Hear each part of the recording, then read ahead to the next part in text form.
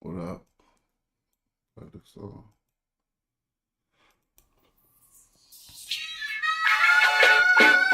I've been bout my papyrus since I've been in it. Put me in the debate, you know I'm gon' win it. If I scream black power, don't get timid. If I say black city, I'm talking about Kemet. If I say black city, I'm talking about Kemet. Primary research and we done pushed it to the limits. All you dudes finished. The king counting cattle up with brother Reggie. When I'm in Oakland, smoking, bro, they love the Chevy. Back in the day, it was the spokes on the chariot. Long procession when the king got carried out to every spot. Woman looking nice as ISIS. I read ancient texts, so my advice is priceless. Nubian gold, your ice don't entice us. Beating me harder than counting grains in your spices. Your heart was beating, but your brain dead, you're lifeless. Yo, they ain't nothing like us, yo. Don't try to make me mad. Make me smile and say you love me, man. That's real right there. Come on. You should listen to your main man's advice. Do a YouTube and apologize like Dice. Or the back fade coming like the Antichrist. Egyptologists see me reading and said that I'm nice. I got a Stella with your name on it. I'm like Sargon. You the type of dude wake up and your car gone. Told, cause of the money you owe. Before you stream, you should clean up that humble abode. Like I'm not in city for my woman in gold. I keep the pseudos running, people coming in droves. You catch me on a live stream with Pan-African James. When we building, call us by our African names. I'm for the children. And ain't nothing happen to change. We on that black hype, so we still packing them things for protection. Got connections, My complexion, pure black, that's the S. That's the S. Make me smile. You love me? Show me some love.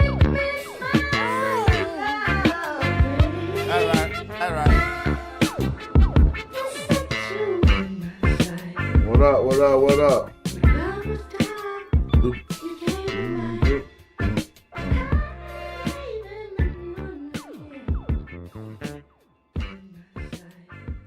I've been listening to that song and starting to grow on me. What's up with y'all? We're gonna let some people roll through. Let me play another blapper one time. One time for their mom. Yeah, and I'ma work cause I ain't going out lazy, bruh. Thought he was conscious, but the homie just played me, bruh. The house of consciousness is going out crazy, bruh. They crazy, bruh. Alright, it's getting kinda dirty in these YouTube streets. The Amin Ra squad, God thinking you dudes weak. Islam or Judaism, where you learn what you dudes teach. The West African rappers slapping with that voodoo speech. All that sub-Sahara terror about a kufu feet. I'm like Norma, the agricultural farmer that grew you wheat for the storehouses. We feed the Hebrews and lead the people when we defeat the feeble. They wanna know polite rip me off, but Sonetta paid me my money though. That mean he 100. And I'ma work cause I ain't going out lazy, bruh. Thought he was conscious, but the homie just played me, bruh. The house of consciousness is going out crazy, bruh. They crazy, bruh. Nubian with the Jews, I rock the pinky. I think Jesus got to save me. A doctor save me, a Dr. Inky. I cop the copper jewels on blue and red. I'm not the chakra doctor, y'all claim woke. But you in bed, you won't pop a chopper, you Grandmaster J. You just talking. Punks turn the other cheek and you will walk away. Y'all gon' have to pardon my Moorish. That's to Harker Bay. I'm on that black African power on my darkest day. And that's my brother Ankh stomping them other punks. We brought them gators to Italy, you loving the Moors. And now I'm teaching from my shrine like brother Jabari. Scoping the savannah cause I'm on another safari. Tasha K showed us Frank record. Young Pharaoh just losing his mind and y'all can't help him. I know one thing, you're a fool if you're still out here donating to Umar school. That shit through. And I'ma work cause I ain't going out lazy, bruh. Thought he was conscious, but the homie just played me, bruh. The house of consciousness is going out crazy, bruh. They crazy, bruh. Look. You showing your hidden colors like Tariq Nasheed. A bunch of pseudo information I don't think I need. Probably lying on the text, ask Divine or Zion Lex. Just get that microphone ready. With Metal Netta, I'm Stone Jetty, a Ujahu, a Saw Imhotep. Y'all probably timid still on them Bobby Hemmett teachings. I'm Ngozi with the DNA. You cats corny and it's killing me too. You talk that black shit, but you look Arab like Gorilla Hebrew. You need therapy, they telling me just chillin', be cool. I'm a magi orchard, you a sad guy talking. And I'm a work cause I ain't going out lazy, bruh. Thought he was conscious, but the homie just played me, bruh. The house of consciousness is going out crazy, bruh. They crazy, bruh. Yeah. Alright, what up? How y'all doing? Welcome to another Smash Rockwell show. We live in effect. Do me a favor, say something in the chat if you tap in. Go on and click like on the video so they can know we active. Spam the chat. Put up as many comments as you want so they can let people know something going on over here. I just went to my clips real quick, and I want to see why I clipped this.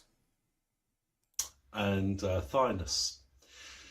So, he's going down to Kush to recruit some mercenaries. Egypt doesn't have money. Well, stop. That's why I did it. Because I don't know how it's become common knowledge all of a sudden. Not all of a sudden. But everybody don't teach that Montuhotep went down to Kush and got Kushites as his mercenaries. They don't all teach that. But it's starting to be evident now that we line up the Pangrave culture with the introduction of the Magi and the 12th dynasty. So let's listen. Is that they would make war on Heracleopolis and Thymus. So he's going down to Kush to recruit some mercenaries. Egypt doesn't have money. What's he going to do? Is he going to offer to pay them in food and cattle? I don't think so. But what's interesting, he did have 7 wives, Montuhotep, and 2 of them are depicted in paintings as being black Africans. And I think he did a deal down there. I think he... Now, didn't he steal... Man, let me see how old this video is. He didn't steal nothing 4 years ago. So he on it, on point. How long have we been saying the priestesses of Hathor is how he got line in Nubia? See, you going back home, but you need somebody to tie you in. So what we notice as later on in history, the Nubian queen, right? Don't miss what I'm trying to tell us. In the Bible and every place else, when we hear this folklore of the Nubian queen, it came from somewhere. When we research modern, not all the way modern, but not ancient either, Nubia, we learn about the double kingdoms. One part of the land ruled by the husband, another part of the man ruled by the woman. And so he's coming to, now I want to rewind the whole video just on general principle. Because he's coming to the same conclusions. What did Montuhotep do? this is how you got to understand game. He probably ain't going to tell it the way we tell it. Because you got to know about Tefi. When that first intermediate period broke out, Tefi was like, check this out. I'm the king of Tarseti. And that was big, because Tarseti was right up under Thebes, where Montuhotep now was at. So Now you figure how he come back with the Magi. It make perfect sense. Since you couldn't go down the river because Antefi was right there and he was holding down everything from Edfu to Tasseti, you had to go into the eastern desert. See? In order to get south. Who you going to encounter in the eastern desert? The Magi. But that doesn't tell the complete story. Because that leaves out, okay, well, what's this thing about these wives? Did he have the wives before? Did he have the wives after? Did he go down there and say, man, check this out. I'm about to be the king of Egypt. I need some help. And I promise you so much that I'm going to do so much that I will, I don't know, I'll take your daughter as a wife. I'm just trying to figure it out. But instead of me conjecturing, let's listen to him. And when we get to the parts where we got a scholarly admission that Montuhotep, man, he broke it down, said it wasn't no money. How you hire mercenaries without money? They had food. You ain't coming through like, I got some food.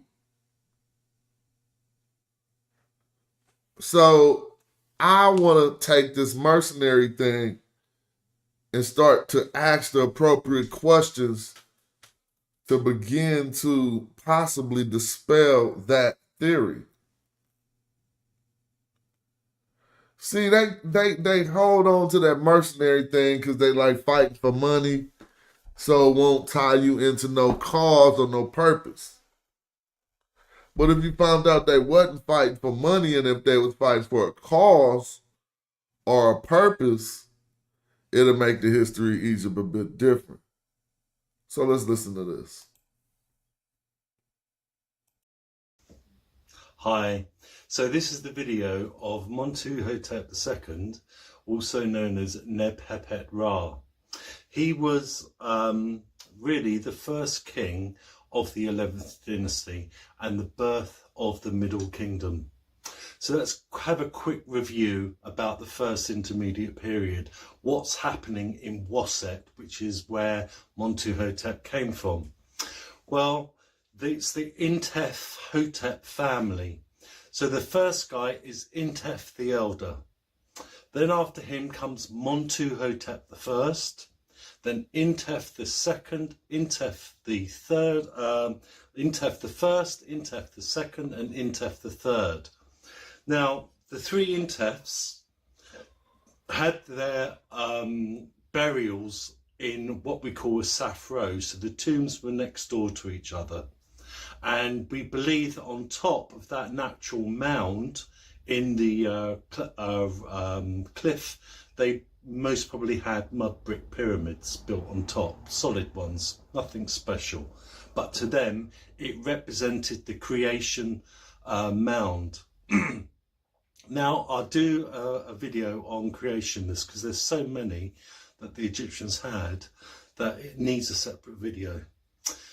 So what's happening? Well, these guys are fighting their neighbours. They're fighting the known down at Thynos, Elephantine, and Abydos. Let me and stop. It seems to be. So he didn't go into too much detail, but yes. So the Thynite nome is above, closer to the north, closer to the delta. From Thebes, obviously, we're all in Upper Egypt, down south. But the Thynite nome will be the northmost. There's a nome further north that he had to beef with too. But they hooked up with the Thynite nome, which was putting pressure on. Now, let me pull up the nome map so we can get this right.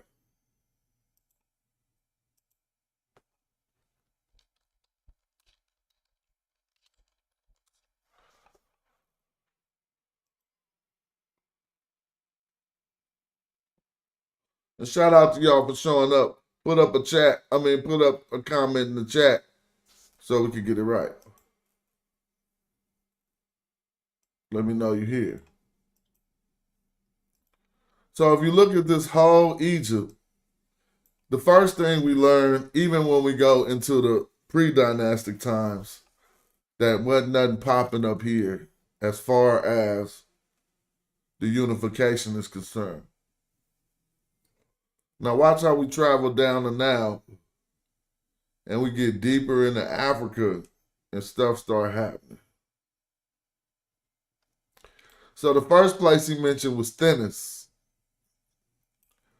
the 8th nome of Upper Egypt, inside of, now be clear, they don't know where Thinis is exactly, but it is a historical place because they talked about it all the time. And they was like, no, this happened in Thinis, and they went down, but they just haven't found it in archaeology.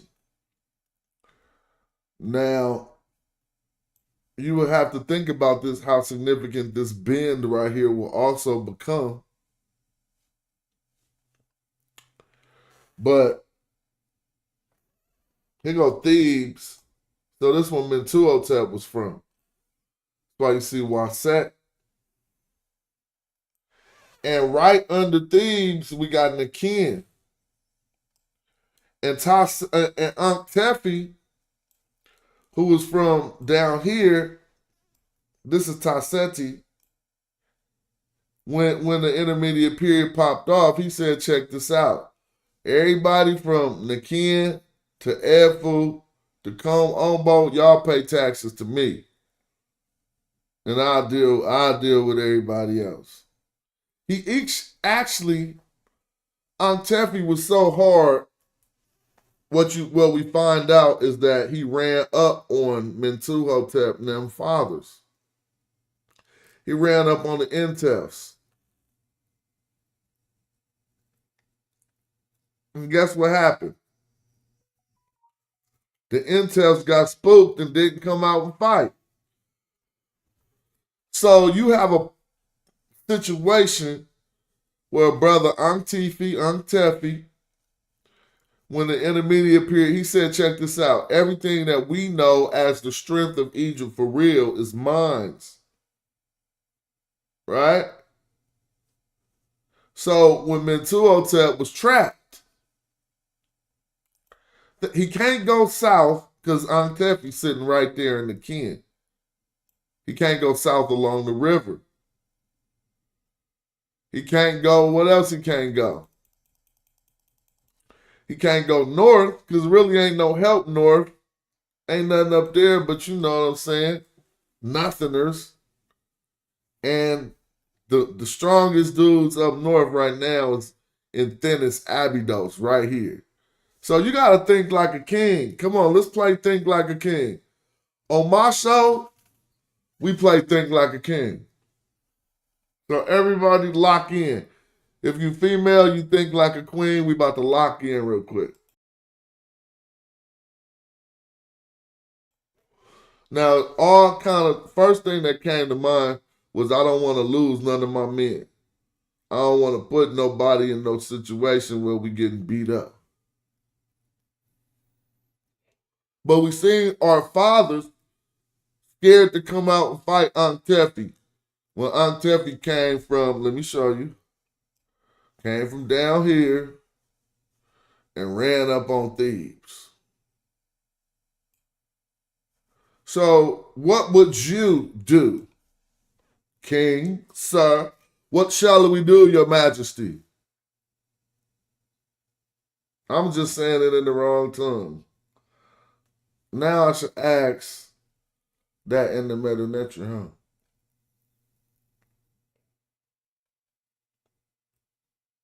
Shall we? No. I would say, Pater, I don't know, Pater, Ari in, I don't know. What we do, I don't know. Anyway, let's listen to dude. going on for a long time. So we're talking all of these different leaders are in conflict with their neighbours. Eventually, Neb-Hepet Ra, who eventually becomes Montuhotep II, sends out that advert. Do you remember that advert? That's quite a cheeky one on my part. So, infantry and bowmen required, good rates of pay. So he's going down to Kush. Hold on. Now, he said this is a joke of his, but he's saying that Montuhotep sent out an ad that says, wanted Kushites required recruiting bowmen. Now, the most immediate bowman closest to him would be the Magi. You didn't have to go all the way down to Kush. But let's see if he reveals something that we have not found in our studies. Which is modern day Sudan, to get more troops. As I mentioned in my last video on Wasset, there were probably 4 regional nomarchs fighting for the right to be king of Egypt. The nomarchs in Middle Egypt, the Heracleopolis, they declared themselves as kings of Egypt. I don't think they had enough military muscle. They needed the support of the other 3 nomarchs, which they didn't get. But we do know that Thynos was in league. So those are the ones I threw out. But he's about to say Thynos was in league with what? Listen. The Middle Egyptian family. Thank you. So he's leaving out. His name was Keti. Come on now. Don't have me game you up, Egyptologist. He was down with Keti of the North. But they wasn't rocking with Keti of the North like that. And let me show you. You go up here higher. Right here. Nini Nisu. Since I don't see negation, this probably was like something else, but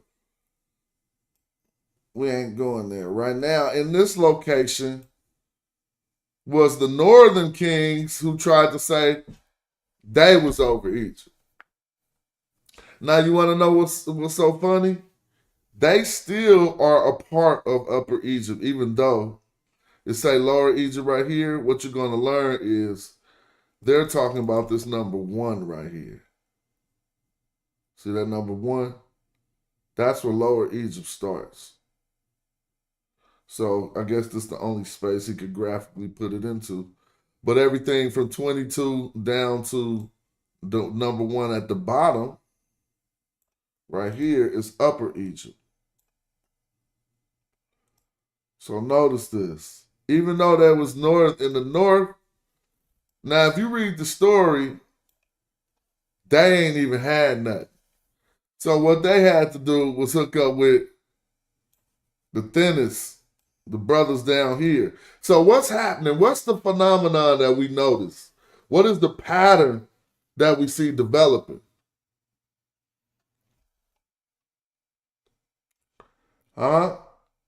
Even if you are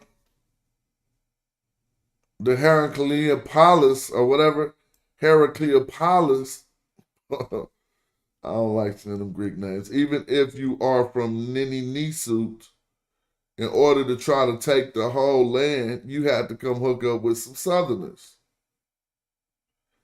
But Thinis had a problem because they didn't have that South power. Because they like, hold on, man. We got to deal with this Intel family in Thebes. And what Thebes don't know, and what is lo and behold, under there's another, what they call Nomarch Anktefi, that they would have to deal with as well.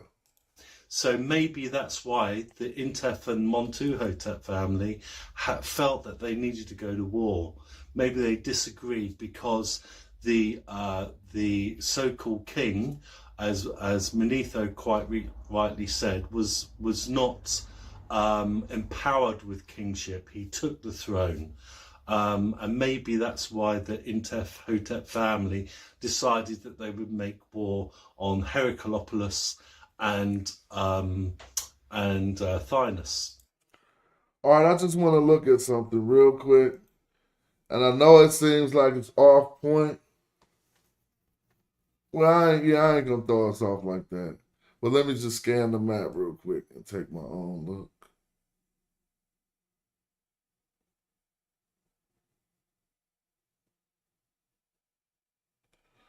I'm just going up the known map and noticing something. All right. I was looking at the final consonant that all these locations was ending with. And that it's T's, W's, and a few other things. Some I's and some Y's. But anyway. So he's going down to Kush to recruit some mercenaries. Egypt doesn't have money. What's he going to do? Is he going to offer to pay them in food and cattle? I don't think so. But what's interesting, he did have 7 wives, Montuhotep, and 2 of them are depicted in paintings as being black Africans. And I think he did a deal down there. I think the funny part is he don't think Montuhotep is a black African. he got into some politics there, and he offered that once the conflict was won and over, he would marry 2 princesses and make them queens of Egypt, and he would come down and settle the claim that maybe these 2 chieftains or 1 chieftain had about ruling Kush. After all, the Egyptians were never interested in ruling Kush. They just want access to the gold mines. Now you starting to mess up. I mean, he already just saying it from his perspective. Shout out to him. He know a lot. But this way you messing up. He wasn't tripping off ruling Kush. And as far as the textual primary evidence is concerned, we don't got no evidence of Montuhotep going into Kush. What you keep confusing is the polity that he included into Egypt, right? That lower Nubia polity from Wawat. Wawat ain't Kush. So the confusion comes because when we look at things from an Egyptocentric perspective, they said, now listen to this, listen to how this will backfire on him. From the Egyptian perspective, the viceroy of Kush was in control of everything from Thebes down, right? So if you're in control of everything from Thebes down, and that would have been their Kush from his perspective in this tale that he's talking about. Now, here's another thing to learn. The Viceroy of Kush is a term that didn't come to us to the 18th dynasty. It's a diplomatic term because they got tired of fighting over the gold. I love how Chief X used the fights between so-called Egyptians and Nubians as evidence of one of them being a different race than the other. So American, so silly. Like, think of how limited that perspective is. If you think because you found 2 people fighting in ancient history that means they were 2 different races. I would love to dispel that silly nonsense and just see how somebody would have to react in person when you say that sentence that mess up their whole presentation. What part of 2 groups of people fighting mandates that they are 2 different races?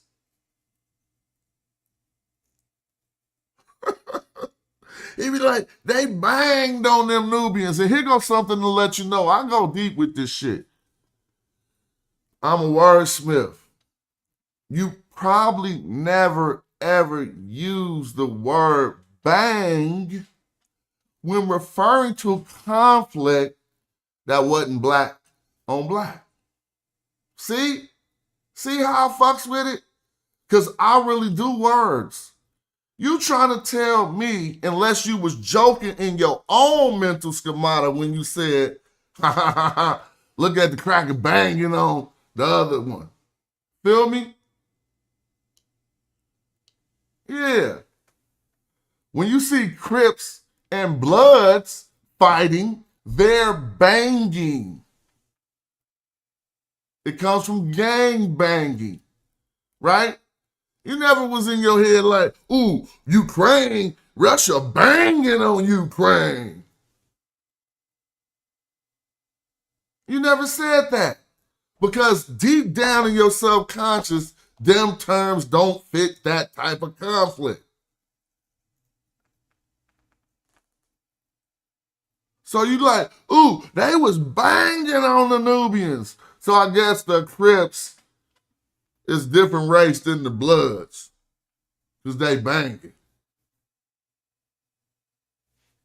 That don't even be, just like my man Star said, for real. Or my person Star said. Won and over, he would marry two princesses and make them queens of Egypt, and he would come down and settle the claim that maybe these two chieftains or one chieftain had about ruling Kush. After all, the Egyptians were never interested in ruling Kush. They just want access to the gold mines. That's all they're really interested in, is the flesh of the gods. It's quite a barren land. It doesn't have lots of fertile soil like Egypt. So what they're interested in more than anything is access to quarries in Kush and also the gold mines. And if they could do a deal there, I'm sure that's probably what happened. Anyway, so Montuhotep starts.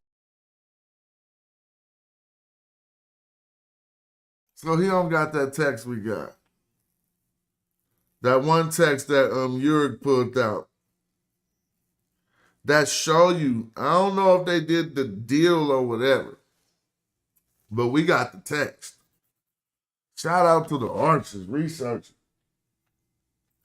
When Montuhotep specifically said, I added the gnomes, he added, was it 3 different gnomes? He added Wawat, Mijah, and someplace else to Tashama'u, y'all. He said that. Tashama'u, Upper Egypt. I need some water. I'm going to let dude play for a minute while I grab my water. His campaign to unify the country.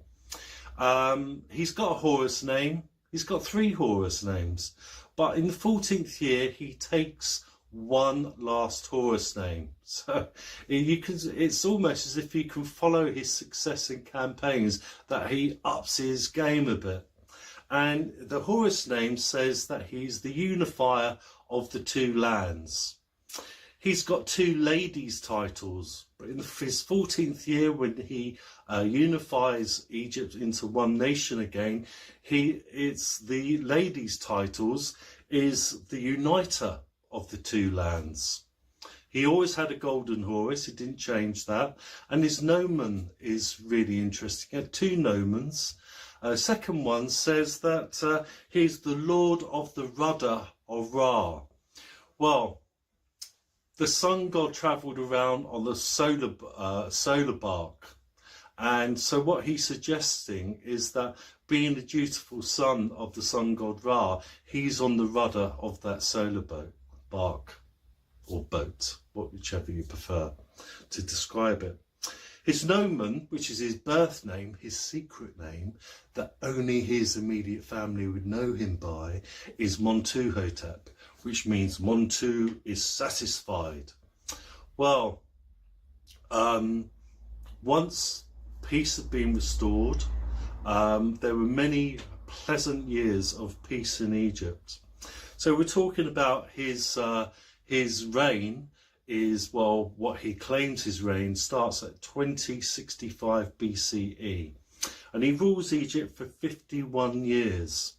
Now, many of those years, I think, those first 14 years, he wasn't the king of Upper and Lower Egypt at that time. He was assuming those titles to get that national fever up, to get a unification going. It's his 14th year in his reign, I believe he was successful in conquering Middle and Lower Egypt. So he's had this professional army for 14 years. What does he do with it? Well, he sends them down to Kush, which is why I think he did a deal with the chieftains down there, that he would settle local disputes and empower the chieftains to be the rulers of Kush. Oh, He then now sends listen. his army So he just said he empowered them to be the rulers of Kush. Let's hear it. off to Canaan. Well, Canaan was really difficult for the Egyptians. They had always had incursions coming in from Canaan, migrants of people, and they weren't particularly that keen on them. They called them those who dwell across the sand, and they saw them as troublemakers. They didn't cooperate, and the one thing that the Egyptians did was they cooperated. Everyone cooperated. So hold on. He telling you how they was favorable with the Southerners, but when they went to these Easterners, they didn't like them because they didn't cooperate. Everyone knew their place in society, they lived a good life, and they cooperated. Whereas the Canaanites are fighting each other, village, village, town, town, city, city. And every now and again, the Egyptians had to go there and sort them out, because vital trade routes came through Canaan, from Lebanon down through Canaan. So it was important to keep those trade routes open. Then he sends his army off to smite the Libyans. The Libyans were always raiding Egypt from the desert, and then going back into the desert. So they had to be taught a lesson. They had to be kept down. So especially during this first intermediate period, when maybe the Old Kingdom forts in the desert had been abandoned, and then the incursion of the Libyans would have been happening for not for a few years, but a couple of 100 years. Do you hear this? So it was important to put those chieftains down. And the Libyans were semi-nomadic people. They wandered round with herds of cattle and goats and sheep, and then they settled down every year when the season was right, grow some food, collect the harvest, and then go back wandering. So they were quite a troublesome people for the Egyptians to deal with. Okay, so that's what he did with his army. Then he looked at the government. No more nomarchs were going to rule Egypt. So no more titles are going to be passed on from father to son. That was all abolished. No more viziers for Upper and Lower Egypt. From now on, there are going to be governors, and it's going to be the king who appoints the governors. So he appointed a governor for Upper Egypt and another governor for Lower Egypt, solely under his control. Who were those governors? Then he looked upon about building his funeral monument. And that's what we're going to look at next. So he chose Dela Bakri on the west bank of Waset. Remember, the Greeks called Waset Thebes, and today it's called Luxor. And he chose to build I just wanted to read over them stelae I had not looked over, and when I looked over them, they looked like they was kind of sloppy. But yeah, we need to take a look at that. Bakri, and it's to do with that mountain. We know that during the New Kingdom times, the mountain was dedicated to Isis, and maybe that's why the Intefs chose to have their Sappho tombs on that side of the mountain, and maybe that's why Montuhotep II chose to build his funeral monument at Dela Bakri, because the mountain was dedicated to Isis, and Isis is the mother of Horus, and the first title of every king of Egypt is Horus. So in many ways he's been buried in his mother's mountain. Well, a successful reign of 51 years is going to bring a really good monument. So as you approach that front door, you see it's got a causeway. Originally, it was lined with trees either side. 55 sycamore trees. Why did he choose sycamore trees? Well, it's associated with the goddess Isis. And they also come from the south. They call it Nahi, actually. Now, don't play with me. We put you with the dictionary. Let's see. NHI, sycamore. Wait a minute. I need to put a capital H. It's going to be a sycamore tree, right? Oh, all right. I must have messed that up. Let's see. Well, I got to learn how you say that. Sycamore now. Told you. But they saying nay yet. Nay yet. All right. But I know, well, this, sometimes they will use the neighbor, but they not right now. So let me see if I can find one of those.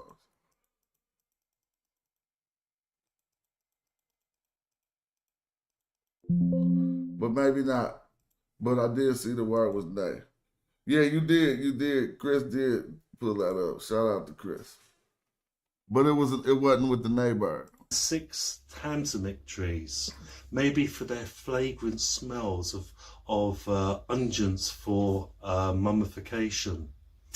On the right hand side, there were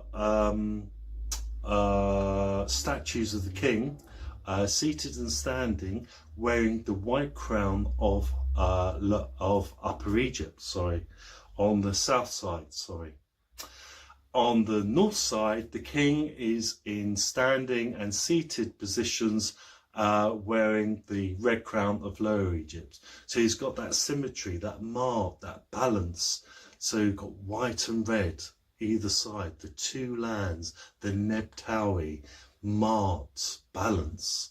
That's what his architect's looking for. We don't know who his architect was. So all throughout his time, he never used Kemet for the entirety of Nebtawi.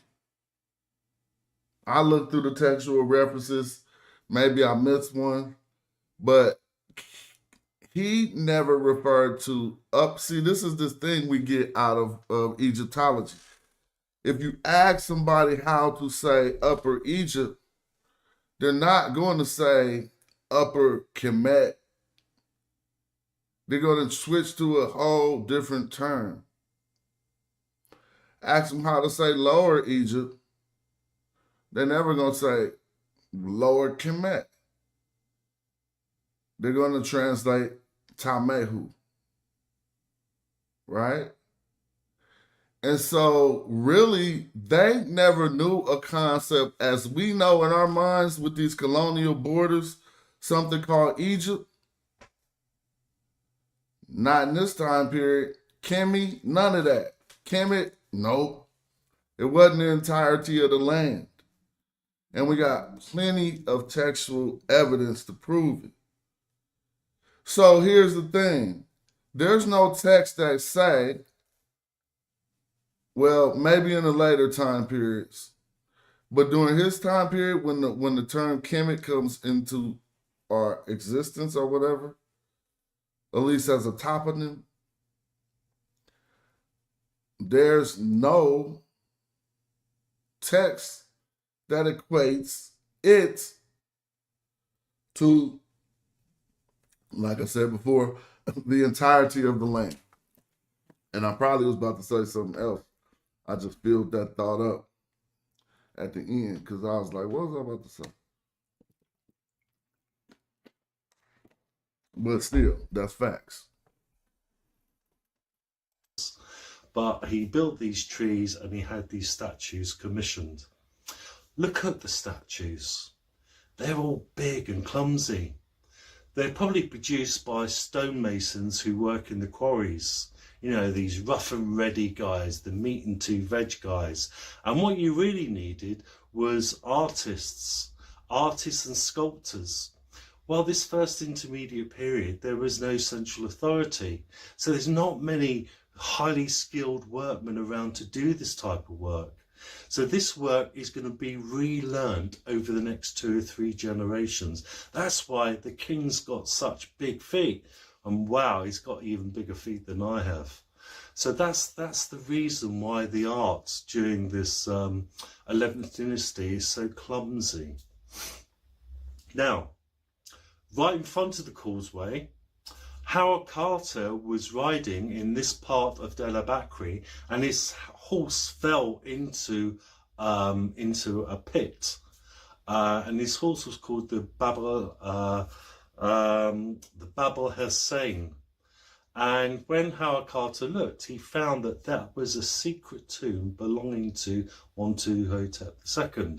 Remember, the Old Kingdom kings always had their tomb, their pyramid or mastaba, then they had a dummy tomb, the security tomb, just in case somebody violated their burial.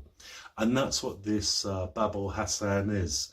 It's a dummy tomb.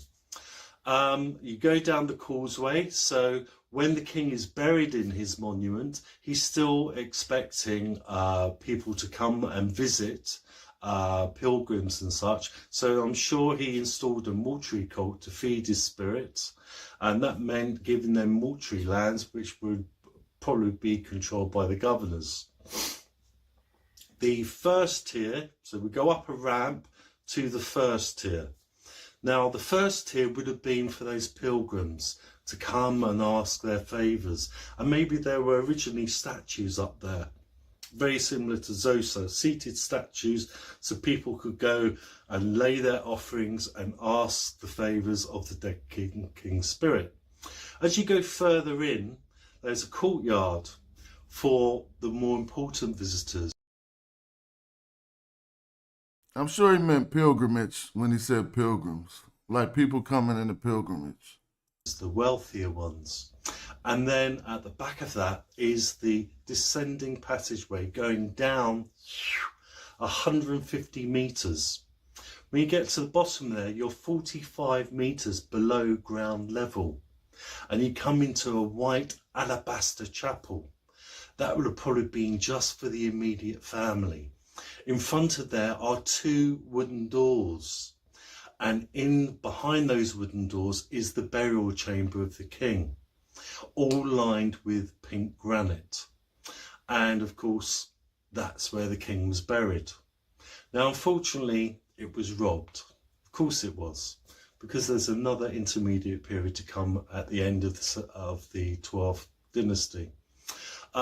Splinters of wood being found in there of red cedar wood, so maybe his coffin was made out of red cedar wood from Lebanon, and it was most probably made in the anthropoid fashion. Okay, so when they had access to trees again in Mossad, they kept with that original design of the anthropoid design of a person's body rather than rectangular coffins. There was also a boat there because the king's spirit would need to travel to the afterlife and back every night. So hold up. There was an... There go your spaceship. That killed Billy Carson dead.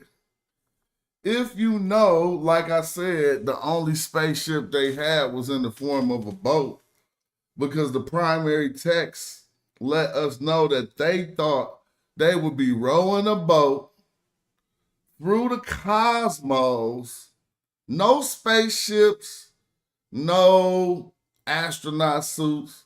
They didn't even know that they'd float off that ship. They just thought they'd be fixed in place on the ship, rowing through the cosmos in the afterlife. If they knew anything about spaceships, this is when it would kick in. Than rectangular coffins. There was also a boat there because the king's spirit would need to travel to the afterlife and back every night. And there was an upgrade to Ushabti figures. So in the Old Kingdom, there were single Ushabti figures. In what we call the Middle Kingdom, which is what we're in now, they have scenes of Ushabti figures. So breweries, bakers, slaughterhouses, that sort of thing. And we've got a change now. we've got a real change in society. People are being valued. They're not All right, counted that's cool. like they were in the Old Kingdom. They're not going to. I don't know what he's talking about. They're not counted. But yeah, he was doing good breaking it down. Let me put this over here real quick. Find another little treat.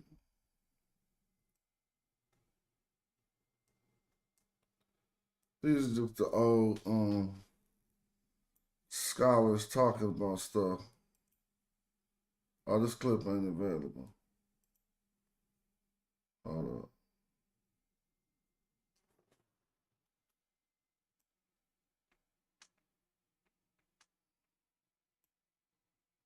Hold on, make sure the mic is on.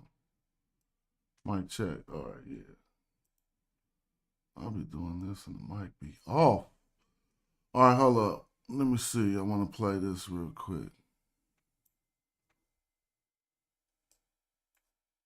Y'all seen this short though, but I'll play a little bit of this. What the Greeks said, not what. That's one of the things I would most like you to come away with from this lecture.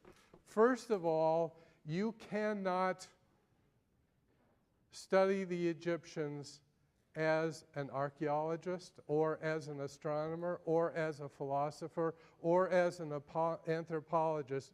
You must put it all together because they put it all together.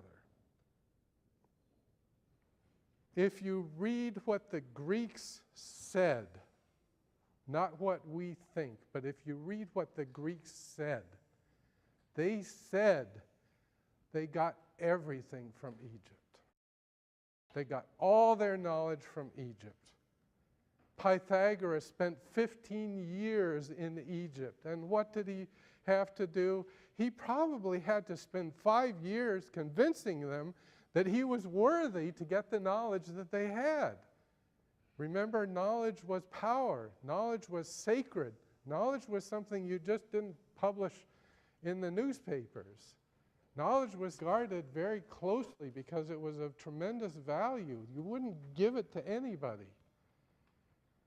You would give it to somebody who was willing to shave his head and be a penitent for 5 years, and then you might start to tell him things.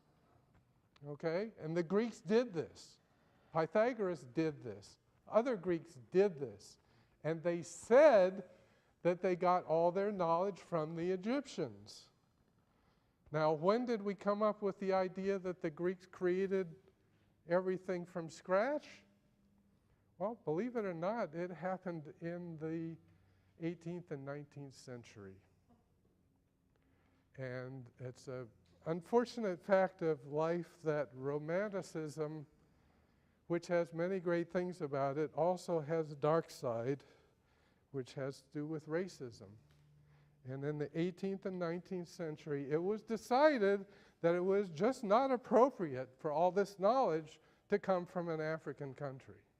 Where would that knowledge, if it survived to the time of the Roman Empire, where would it have been kept? Yes. In Alexandria, in the museum, the library at Alexandria.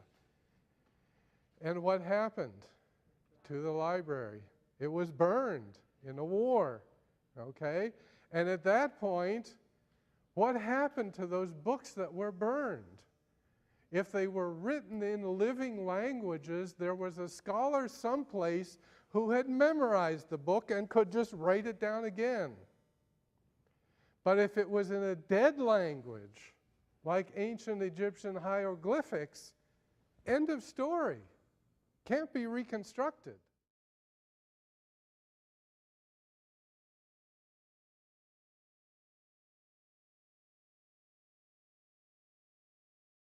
My bad. I had to run out the room real quick. Hold up.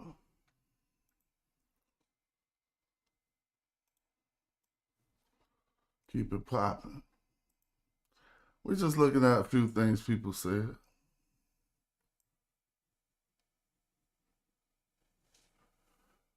About this stuff. How about this stuff?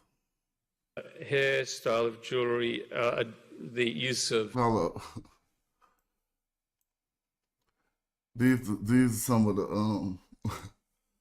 People was actually using these, trying to act like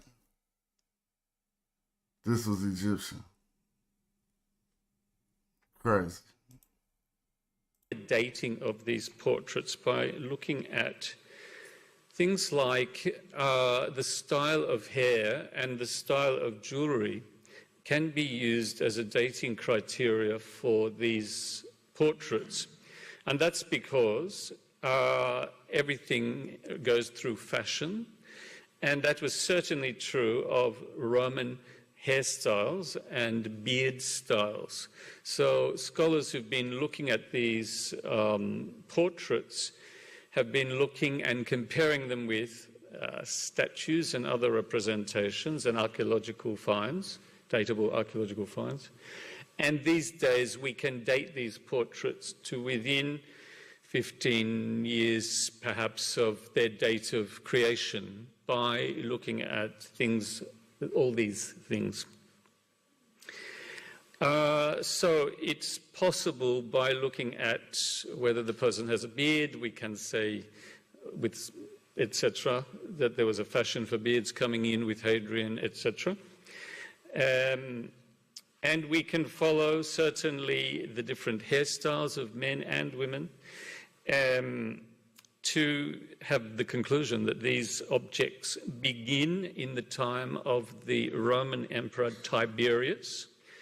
We're talking 20 to 30, if I go back, 20 to 30 AD. They run through the Hadrianic period, of which this is an example, from the earlier part of the 2nd century AD. And they start to fade away in the late 3rd century. So this is an example from the period of the Roman Emperor Gallienus, 250s to 60s. And so scholars who are studying them, looking at style of representation, style of hair, style of jewelry, the use of gilding as an attribute, all of these can help us to form our conclusions on these dates. So, at the end of all this, these Roman mummy portraits, for they are Roman, were not present, none of them can be dated before Tiberius, and none of them really can be dated to the late 4th century AD. So Rome, as we've just been talking about, acquired Egypt in the time of Augustus, and within that period, shortly after, these portraits start to make their appearance on mummies in Egypt. And they disappear around the time that Christianity is taking hold in the Roman Empire. Mummification and the processes and the pagan rites associated with mummification made them less appealing. In fact, they went out of fashion. So Christianity seems to be responsible for their demise. That's the usual interpretation. Now, I found quite a few of these cartonnage mummy masks when I was working. These are all your Romans that they use their DNA from Abu Sir El Malik or whatever and told y'all they processed the DNA of the ancient Egyptians.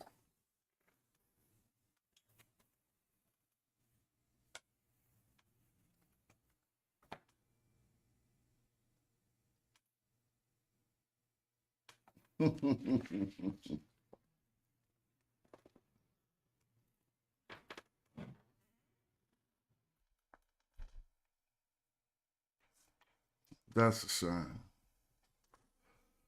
We at 1 hour already? God. All right, I'm gonna open up the chat already. I had a few topics, but having these shorter shows is crazy.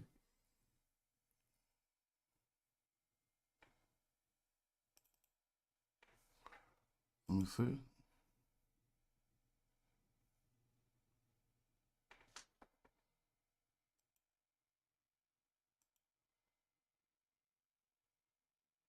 Let me share this link.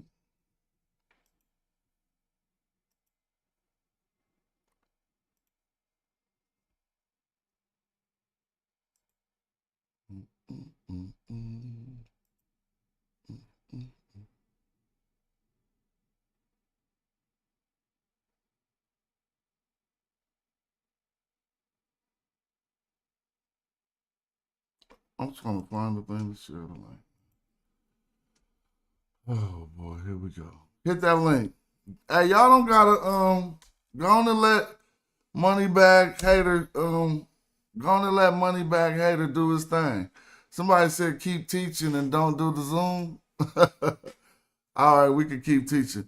I mean, you know, I ain't gonna distract myself by him saying his little stupid comments about we ain't the Egyptians. Come on, I ain't tripping. But if y'all feel like smoking it, all right, look, a slap up is like 2 minutes. 2 minutes. Mute. If you pull out that bow, he at least get 10 minutes to infinity. However you feel.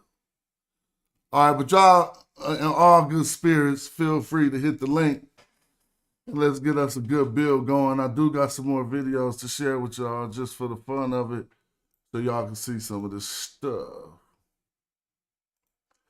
I think we all got close to the same aptitude and capacity, but we be seeing different things in our life. We come across different information. Hold on. We come across different information. And we all seen about the same info. We come to close to the same conclusions, not the same conclusions, but close to the same conclusions.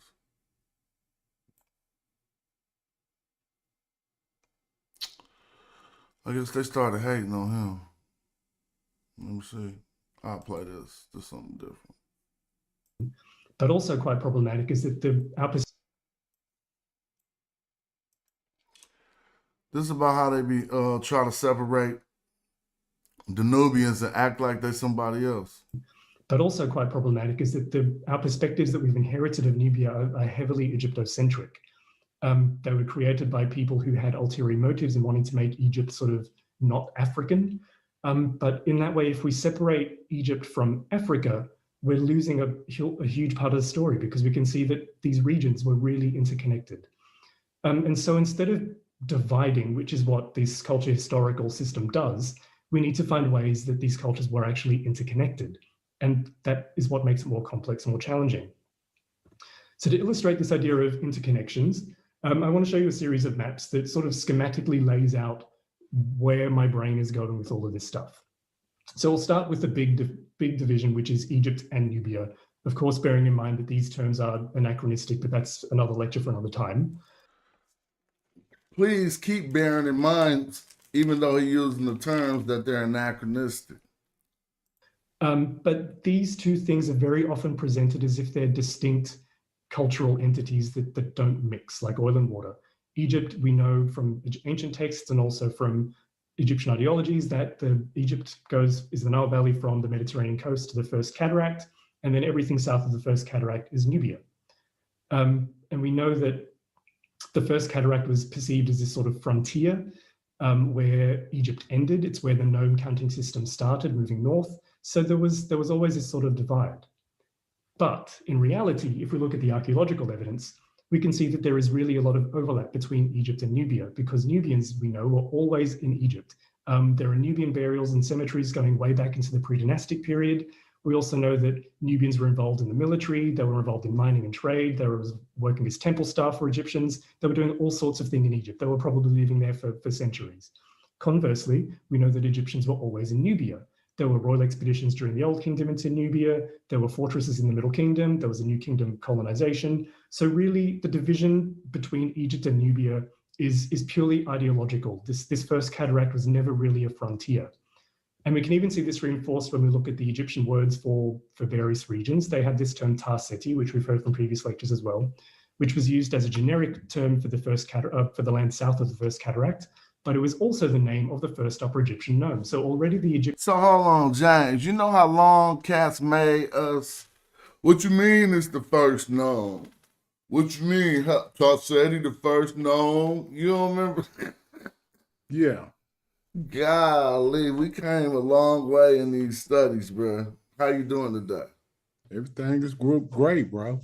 I mean, it's like you said, we've come a long way. I mean, to the point to where we think it's pretty much a wrap for that. You know what I'm saying? But it's still good to continue to teach and learn because, like you said, we all find different sources to say different things. Pretty much just saying the same thing that we saying. But I think that you and people that read the language would do a better job in setting some of these incorrections straight. You know what I'm saying? Like that video we were just watching. If you told that from the perspective of the text that we found and that you've read, it would probably be a lot better and a lot more accurate, right? Because it seemed like he was kind of like putting his own, thoughts on some of the stuff he was saying in that last video you were showing. Oh yeah, people do that. Yeah, I know. And they explained it from their everybody gonna explain it from like he was saying he married the women because they was that was that was the compensation and it was no more that was the only reason why they helped him. But when you reading the text, it's saying something different. Well, the text don't explicitly say nothing about that part. So there are, even when you got primaries, everything ain't in the letter. There are certain things that are just gonna be left to speculation. Right. So even on my side, when I say what he did, if I don't got no text that say I will marry these women, you know what I'm saying? For this reason. Then you just embellish. Yeah, well, you fill it in the gaps where you have to. Right. Yeah, but see, another thing I don't like is how they just place tennis. I mean, is it a reason why they place tennis where they place it at?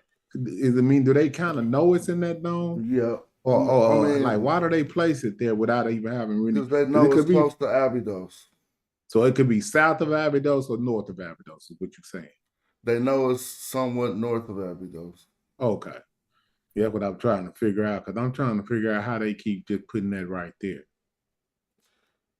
No, we refer to that same map often, but most of them going to have it inside of that known. You know what I'm saying? Mm-hmm. Yeah.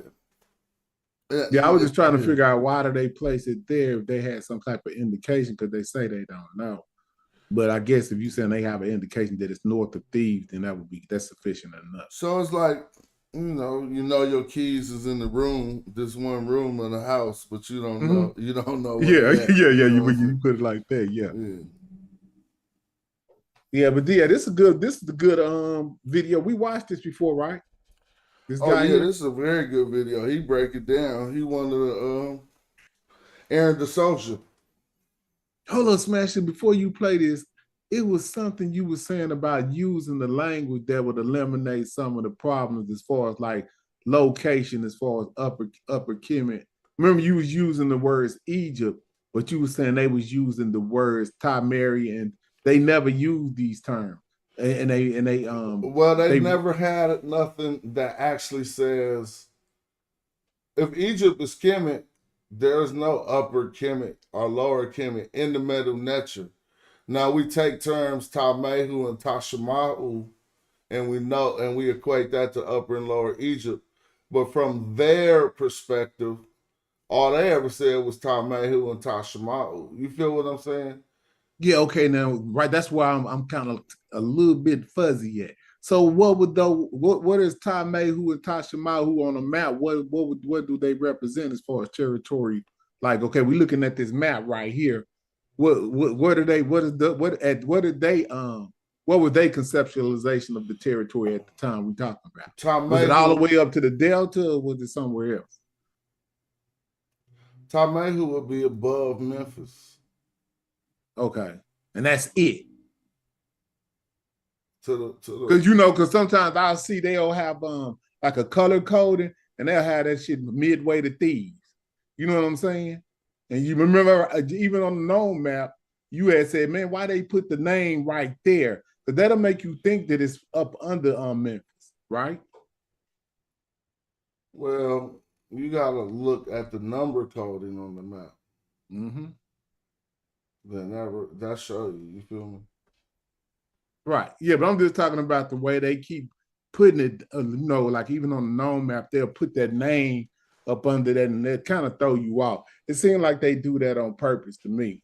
Every time I look on the map, they never really, they just have it as the delta up. Even though, like you say, if you're really astute, you'll see the actual numbering and you'll know that it's starting from right there, Memphis on up. But that was just some of the corrections I think we need to, try to do as far as the mapping and stuff like that, because I think it's done on purpose. Oh, what you mean? What You know, part? like sometimes when we watch these programs, they'll do stuff like that on their maps, and it'll make you think that lower Kemet is larger than what it is.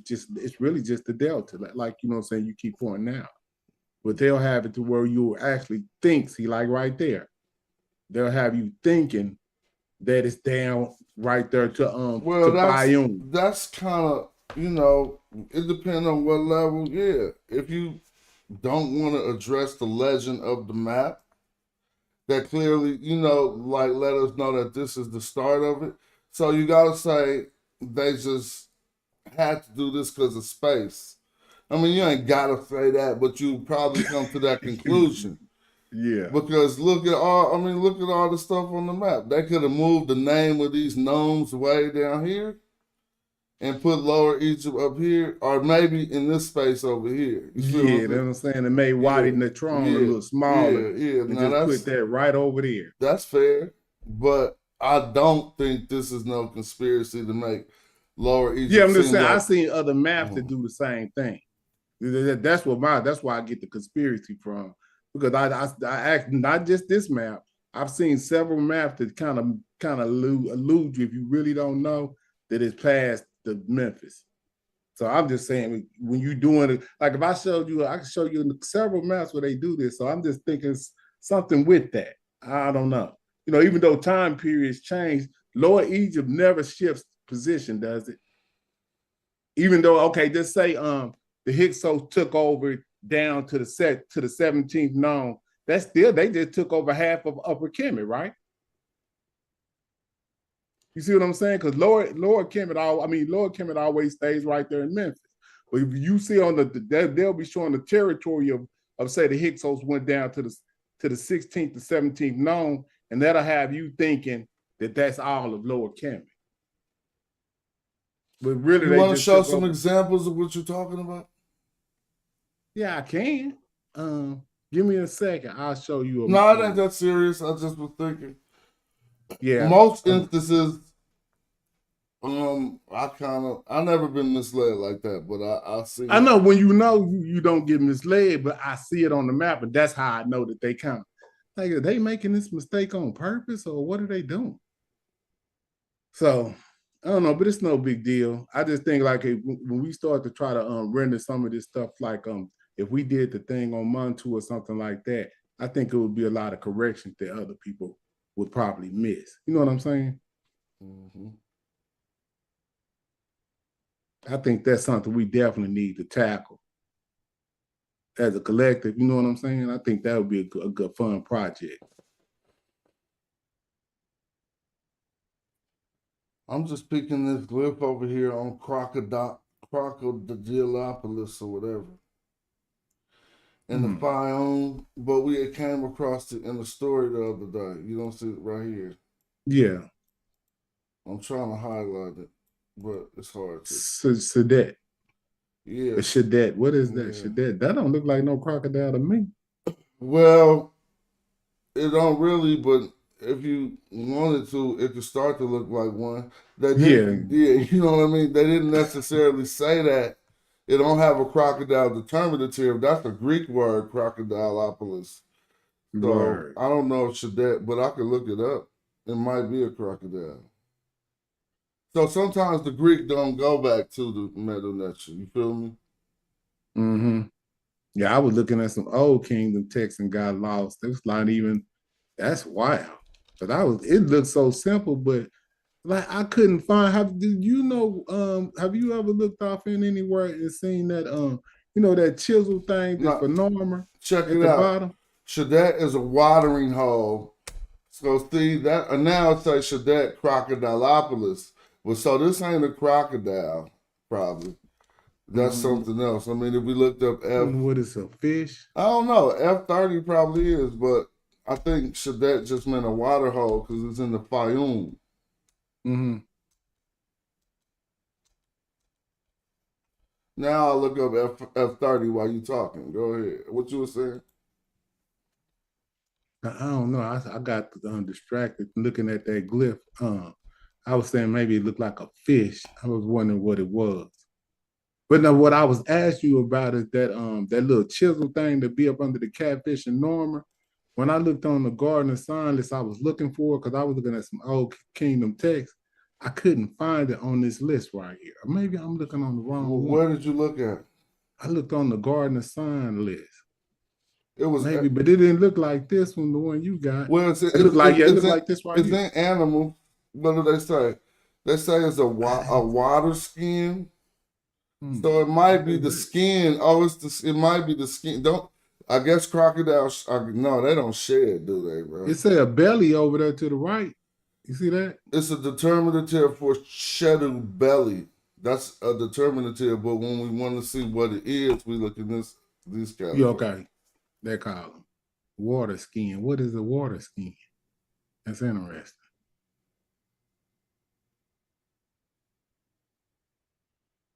Mm-hmm. So you would say it with the D as well. So that's like a.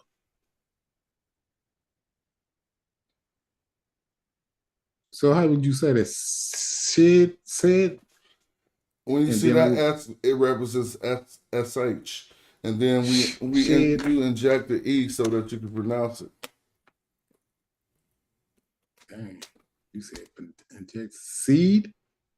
Sheed? It could be she. It could be shed. She. I mean, SHED. It pronounced, but depending on if you're doing a long or small E. You feel me? Right. So you saying that chisel, you can find that?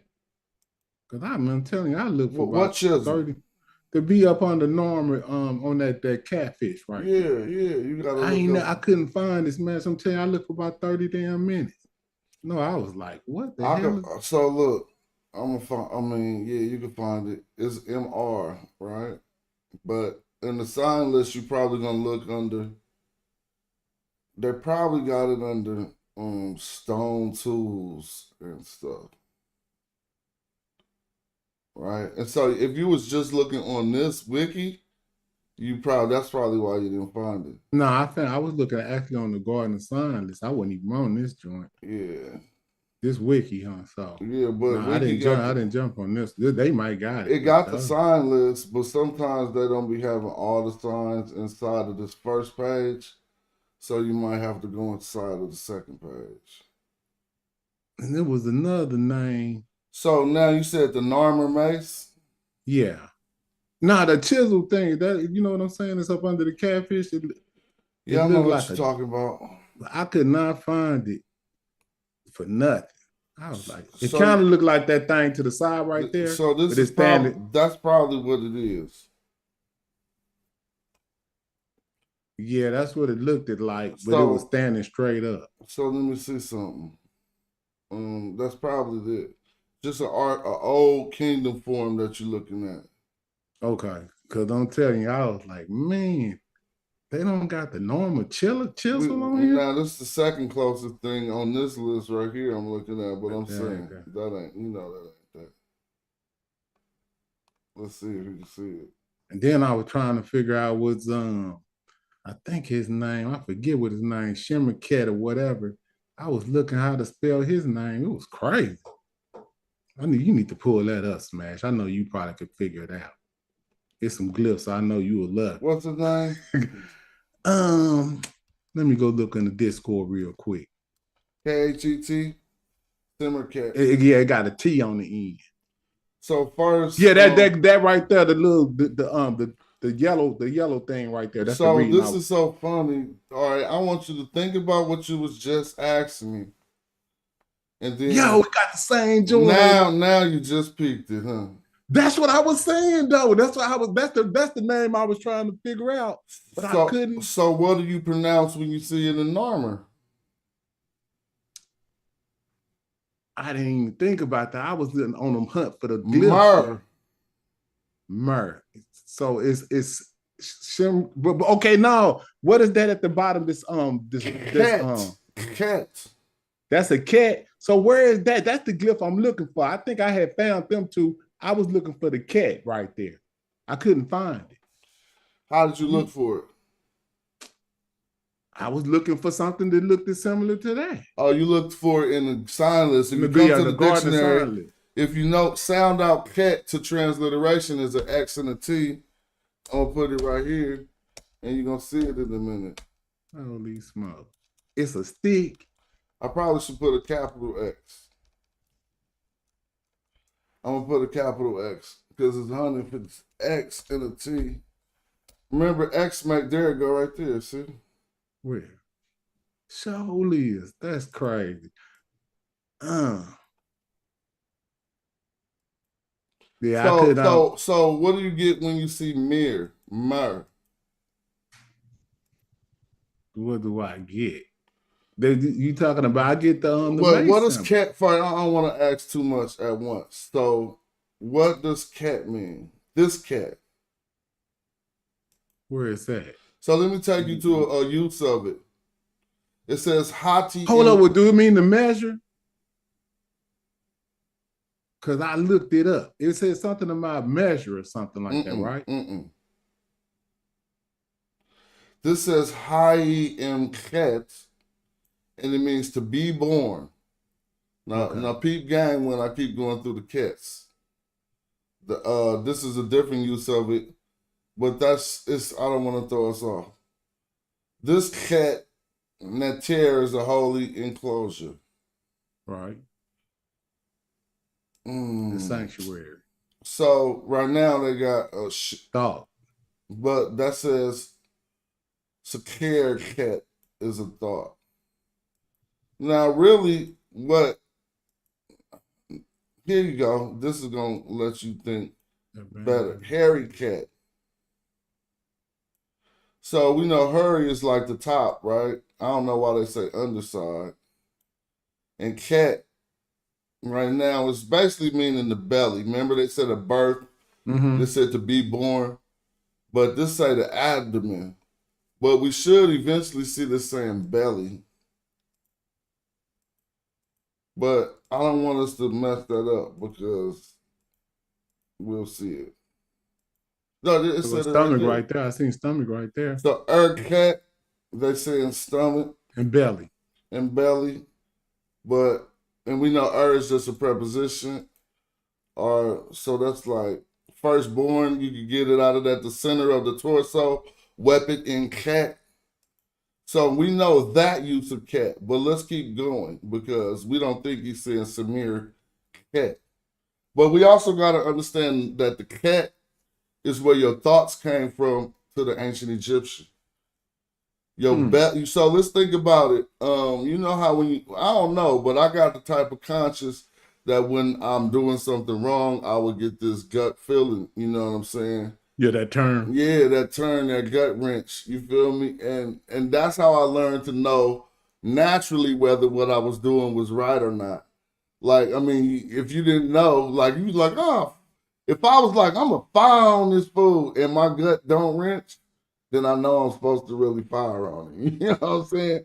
But if I say that and I get a feeling, then I ain't gonna do it because, and I just used a bad example of firing on somebody, but I'm just saying, I meant punching and I never really was doing that much. So I didn't want to like mess up the teaching. Anyway, cat. So now I don't think they're talking about under because that'll be a preposition. So, but we do got people, belly, womb, body, sole of the foot. So what you think smear cat means? Simmer cat. You saying that with the whole word together? So let's try to I don't find. know. Let's try to Where is find it? that MR. MR. You want to find a Mer. chisel, just a chisel. Sim Mer. We're gonna find a chisel with this MR. Oh, did I pass it? No, that wasn't a chisel, but it was That's Mary something. Reed. It was. They got a pyramid MR. Hold on. So if you find a chisel, and what you think that would mean? There you go.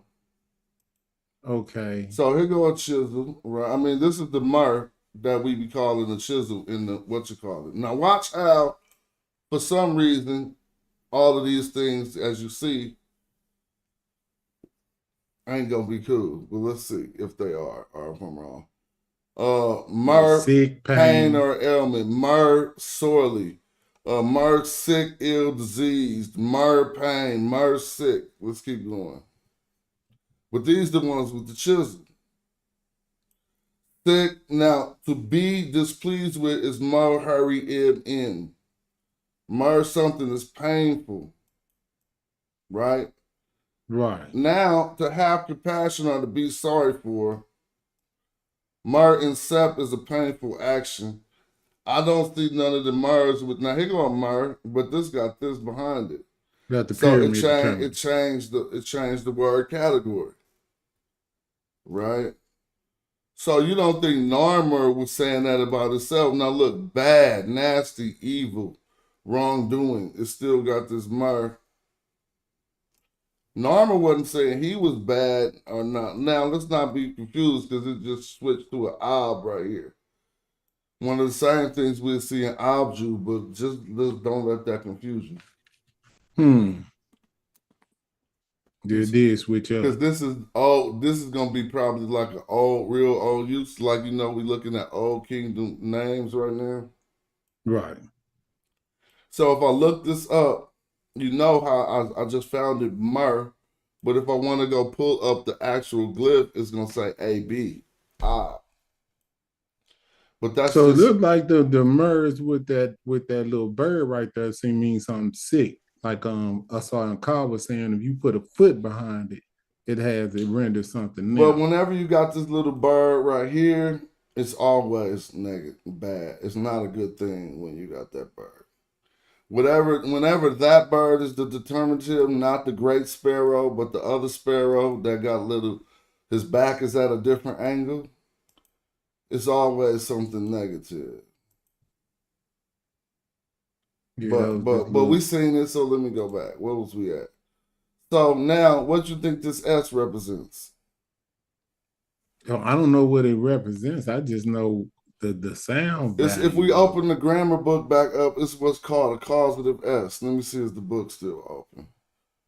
It's called a causative S. Without finding it in the book, which will probably take another 10 minutes. Right. It's normally affixed onto not things that are really nouns, for one. It'd be verbs. But Samir would be a friend, right? Mm-hmm. So we're going to say S, if his name is Simmerket, is he a friend of the belly, a friend with thoughts, or will we try to translate it as a verb that mirror, and then you would probably try to take it if it meant all these negative things. I don't know, bro. I can't make his name, but I know it could be Samir. Samir means a friend, but SMR would mean causing something bad. Samir. So what you saying? You don't think his name is SMR? Well, it looked like a causative S but I don't know mir to be a verb. That's what I'm tripping on. Like we just looked it up. It was saying all these nouns like illness. What is illness? A thing, right? Who you ask? Yeah, it's a thing. We know it's then not. You get sick. That's a thing. I mean, illness. Like, somebody say illness is an adjective. I don't know. But all of those, I'm gonna go back to the dictionary. How about that? Yeah. And it'll show what category these words is in when we see them. All these bad, like sick, ill. What are these? Adjectives, but some of them are nouns. Pain, ailment, illness. So you wouldn't put a causative S on a noun. I didn't know that. You do? So, so it must change the state of it. You say sa'ank, ank is life, right? But that's the thing too. But when you say ank, it is like to cause to live, to cause to be living. So I don't know. I would ask somebody. I thought Chris was in the chat. You know what I'm saying? Every time we get into something like this, where Chris at, maybe he can help. He probably did. Yeah, but yeah, I was looking at that, and that's an old kingdom. It ain't too many letters on that little yellow piece of that tablet. And I was like, why I can't figure this out? See, that one right there looks a lot easier. The one that they had. It looked like he got a name about some. I mean, I could be making it up, but his name could be about instilling fear. But let me show you this other word, which means the friend. So this is why this is called, because ancient Egyptian wordplay worked like this. Watch. SMR. Now watch it say companion. Watch this. Companion, you see? Yeah. And he spelled got two. Look, but that's caused to be a companion. That's the causative form of it. But let's just look at well, no, it's not. There might be gemination. But let's just look at what we see. Samir. And his name Simmer Cat. Yeah. So that's your question in translation. Do you think he's saying he's the friend of the king? No. We cut that out. He is the king. So even if he wouldn't want to be referred to as a title that was lower than his status, so I would rule this one out already. You see what I mean? Yeah, so you going through the process of elimination. Now let's ask ourselves, if he was the king, would he rock a name that says friend of the king? Well, what I gotta figure out is what the cat is. Maybe he's the friend of some type of guy. No, it's gonna be thoughts, or it ain't the belly. So it's gonna be something that they thought was a product of the belly or the whole complete body. Your whole body is a cat too. You could say cat just means things. Cat could just means things, but normally it ain't written with that X. It'll be the circle, placenta, and a T. Cat. And it was I seen it written somewhere his name was written like that again. Okay, his name was written with the circle and the T, but then it's written in, they got it written different places, and then they did have that on there, and I knew what that was. Now, what did I say though? Remember when I said if it was causative and we seen that, and then I asked, what is pain? And I was trying to figure out if pain could be, is it a thing or we looked at, it was a noun though. But you see Samir here, it does mean to cause pain. So remember when I said either his name is really something really bad or really good, and ancient Egyptian wordplay works like that? To cause pain is like a punisher, basically. Like, I can't find a better word for it, but it's like somebody who be causing putting pain. in work. Exactly. And now cat is the body. So he could be like, I'll be, harming people. But why would you name yourself causing pain to the body? Yeah, that don't sound exactly. Right. So those are hey, you might have a few more options. A friend of the body? That don't sound right either. A friend of thought. Come on. A friend of simmer cat. A friend of things, a companion of things. Well, now, is that the same thing that's up under Norma right there, that same cat? Am I tripping? No, it's the same mer. Oh, okay. You talking about the thing that's after the S. Mer. But is his mer symbol vertical like that? Yes. Yeah, it is. So okay, so I'm just getting the cat and the mer mixed up because that cat is what is gonna always be horizontal. Simmer cat. You never go. I never. You can. Cat is always horizontal. Cat is always horizontal. If you see something that looks like cat and is vertical, it's Karu, actually. But let me show you with the You said Karu. That I mean like my Karu. Yeah. That's what it is. So if I see a cat vertical, that means Karu. It ain't gonna be a cat vertical. Let me show you what I mean. Okay. You see this Man, right that's here? the joint you was doing the other day. I just had my computer open since then. Let me see. Work. Like you be working. So if I type capital XT, excuse me, capital XT. See how that populated? Yeah. Now to see all the versions of capital XT, I'm hitting space. And what do you notice? It ain't changing, huh? Yeah, I ain't noticed no change. So that's your only rendition for capital XT. Now you can learn with J says too. I just put lowercase xt. So what did you get? I was looking for that because I thought that that's what the cat was. If that's a cat too? That's one of the cats. But Yo, Smash, I'm telling you, the other day when I was researching, I looked for that one too, but I couldn't find it. Man, I don't know what I'm doing. How can I not? I went on J-Shits. I was on the Garden Sign list looking for that. And I could not find it because like I said, is that the cat? And now you done pulled up the same stick. So you can use that and that circle as a cat too, huh? In different spellings. So this represents the sounds XT, KHT, cat. Now the placenta just represents the KH sound. So you can spell it too. But notice when I click space again, that's never going to pop up because that's a word spelled out. This is a biliteral, biconsonantal, two consonants, the X or the KH sound and the T. Feel me? And so now when I hit that one, so now you know what that is too, right? But that might mislead some of us too. This glyph is called cat 2. So they just gave you 2 cats. Right. Now we just looked at all 3 cats. It might be more, but there go the 2. Every other way you might see it spelled out. So if we spell it out, I'm going to put just a X and then put over T.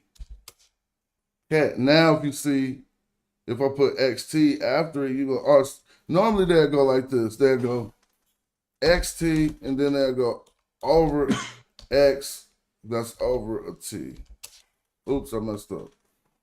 Let me see, over a X, that's over a T. I mean, sometimes you see it like that, right? But now let's think about this word. Right, this word. Well, no, they messed me up. That last one you did with the 3 of them, was one of them a determinative? Like the stick with the did you sound out those? The K, I mean the other circle in the T. So you did it. So that's in cat. Naked. In naked. Now sometimes you might see this word looking different with the cat because the wood might not even be right there. And it'll still be naked. You might see it look like this. It might look like, and then they go. I seen that heck of times and then got messed up. It was still naked. Man, see, this is the type of stuff. See, you switch it up, but you just showing us the different variations of how to write certain words. So with different ways, you might see the word naked, and it might have this after. Let me see. What's gonna happen if I put K? No, if I put a K in the capital. Yeah, it might have that after. And that's just what is that? Just a determinative? Yeah, but it ain't gotta be written like that. Sometimes I even seen them, believe it or not. Yeah, that's a determinative. Now somebody might say you never seen it like that, but you just talking about just like that. I seen naked like this before. I don't know why, but it was. Now, hold on, is that a place or something? Nah, that's a. I mean, look at the determinative. It's just a way, the way to say bull or something. Yeah, it's a way to say powerful. Okay. Or mighty, naked. Now let me pull it up in the dictionary. It should say power or something naked.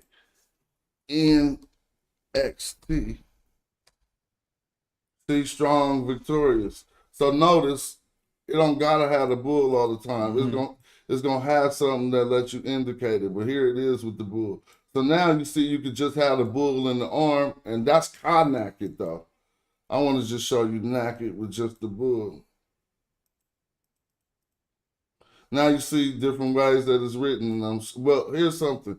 Notice they writing it with the placenta. But still, watch how they switch up. See? Now you see this is still naked with that N and just the cat. But no, they might have a rendition where the wood is on top of the N, which is more rare, and it'll fool you when you see it. And you're gonna be like, oh, that's just naked. It's a trip how many knackers it is, and they all mean different stuff. Well, but I guess you're looking at the determinatives to change what it means, huh? Yeah. Normally, if it got the arm with something in it, it's gonna go back to Now this is naked so they say heroic, like an adjective. That's still going back to like superhero strong. A literal is like strong of arm. You know what I'm saying? Naked support. You still go back to different type. And now here go naked, another common one for it that you might see. And I notice this. Why it ain't saying ooh? It ain't ooh. This ain't an ooh. This is to let you know the status of this term. It's giving you an abstract. That was deep. Yeah. I don't get that though. But all right. I see naked too right there at up under that one. Now see, this one ain't an abstract. Okay. That's why they put the ooh. So let me show you the difference between these two. And you'll remember this about those three strokes. Which one of those two definitions can you touch?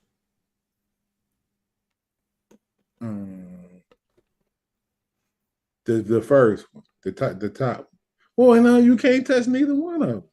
You can't. Wait, heritage. Look at the definitions. It says victory. You could touch hostages. No, you could touch a hostage. But you can't touch victory, right? Right. So that's the difference between why you see a ooh here and don't see one here, basically. These three strokes represent something that basically an intangible concept. Oh, okay. Something like a victory is something intangible. It's something in the mind or something? Intangible, like you can say plenty of things that we can't really touch, like victory, like love. Yeah. Mm-hmm. Feel me? Now, if you see three strokes on the word for love, it's not saying loves. It's saying this is the concept. Oh, another thing that you'll see a papyrus roll doing that, but please know that three strokes can give you the same abstract meaning of a ooh. But, it's just giving you some of this intangible. Well, you think probably in the syntax that would help, though, huh? If we put it in a sentence, it would probably help us determine which one we should use if it was in the full sentence. So like when we be doing those reconstructions, we always looking at the whole sentence to figure out which one is the best use. Yeah, because you can't tell these apart right now. Okay. I don't think we would, until we put it into a sentence structure, we would be able to see. So I get it. Yeah. But notice you're going to default to victory because it's more common use than hostages. So you ain't going to hear nobody ever say nakitu. I probably never heard that in my life, right? Because that's how rare the usage of it is. Even if you see these three strokes, they're talking about victory. Right. And so that's another thing about the three strokes. Well, now we could get confused because the three strokes will link back to an ooh sound, right? Mm-hmm. And here it goes again. There go that ooh on there, but notice he ain't saying the ooh. See that? That's crazy. So it's doing the same thing. It's letting you know this is a different look at this victory. word in the abstract sense. It's telling you. So hold up. If when seeing that and understanding what you put in the syntax, you just drop the ooh automatically. But because I see a ooh chick right there, and I see that little ooh something. Well, what you mean? So you saying you see that little ooh chick? This is part of they got that in with the. So don't even say that, huh? Yeah, you don't have to. And don't say the other. Now here's the thing: right. We would have to ask how they did this in real life, because if you gonna say it, it would sound the same. So now we know it was a vowel difference someplace. Probably suffix, I mean, at the end somewhere where the vowels were different. So you can know the difference between victory and the other one that was touchable, hostages. So look at this one, strongholds and fortresses. Those are tangible. Now they put the W back on them. So, You yeah. notice that? Yeah, you on your game. So here go one though. Let's see what's going on here. They got a W on here, right? But it's victory. So here's the thing about dictionaries. What they really just telling us, oh, but here's another thing. This actually has two. See, that's why so we sharp. Yeah. This one got two. So they saying if it got two, then You gotta put the one. W Yeah, they on it. saying one of them should go. But notice the other one still ain't. It's still doing what it do. Yeah, it ain't ooh. Yeah, exactly. And so, I mean, I don't know if we got caught up on that, but that was just No, that's pretty good lesson because I never knew that, and I'm pretty sure people in the chat they appreciate that because every time I seen a stroke, I thought it was supposed to have been verbally spoken. Oh, heck no, the three strokes. Yeah, you know what I'm saying. Every time I seen three strokes, I was like, yeah, you got to. That's the plurality. Well, notice. Oh well. Yeah, they didn't. Is a door jamb or a door post? Now for some reason, I guess that was something. Exactly. No. So for some reason, I don't know how they rocking theirs, but I do know they got two oohs, and they didn't even transliterate none of them. So one thing, when we starting to talk about when we talk about grammar like this, honestly, a dictionary is not the best point of reference. The reason why is they have to list they're listing every way every rendition of the word, every way that has been found in different texts. Mm-hmm. And they're not necessarily giving explanations on the different grammatical renderings. So really it's best to do what we're doing, that part in the grammar book. But we do still, here go another knacket without the T. So we would have said, somebody probably how they do that? Again, we would have had to know this was a knacket. Yeah, syntax probably, bro. Because we said neck, and then we would have seen the arm, and we said this is the knacket, and the T got omitted. So someplace in the world when on some text, a person wrote knacket and he omitted the T. That's all this dictionary is telling us. I wonder if they talking about a female in that sentence, but you know what I'm saying, and that's why they. I don't know, because you say sometimes you got to follow that grammar rule with, the feminine and the masculine. Now they seem to write knacket. I mean, you see how they keep switching the position and stuff. So this is one of those words that sometimes will get graphically transposed a lot. And based on all the stuff, that just tripped me out how all these words have so many different meanings based on. All right, well, let's see. So now that's why we learn the grammar. So if naked is first, how could that be? Is naked an adjective? Strong? I think that's like describing something, right? So it might be an adjective, might be an adverb. Let me go back and see.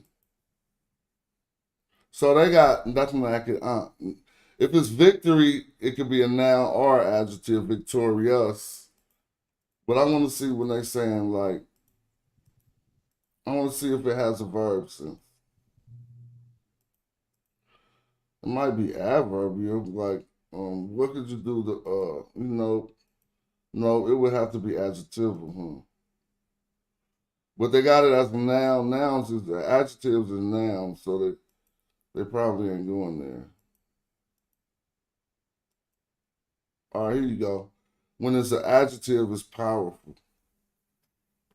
You feel me?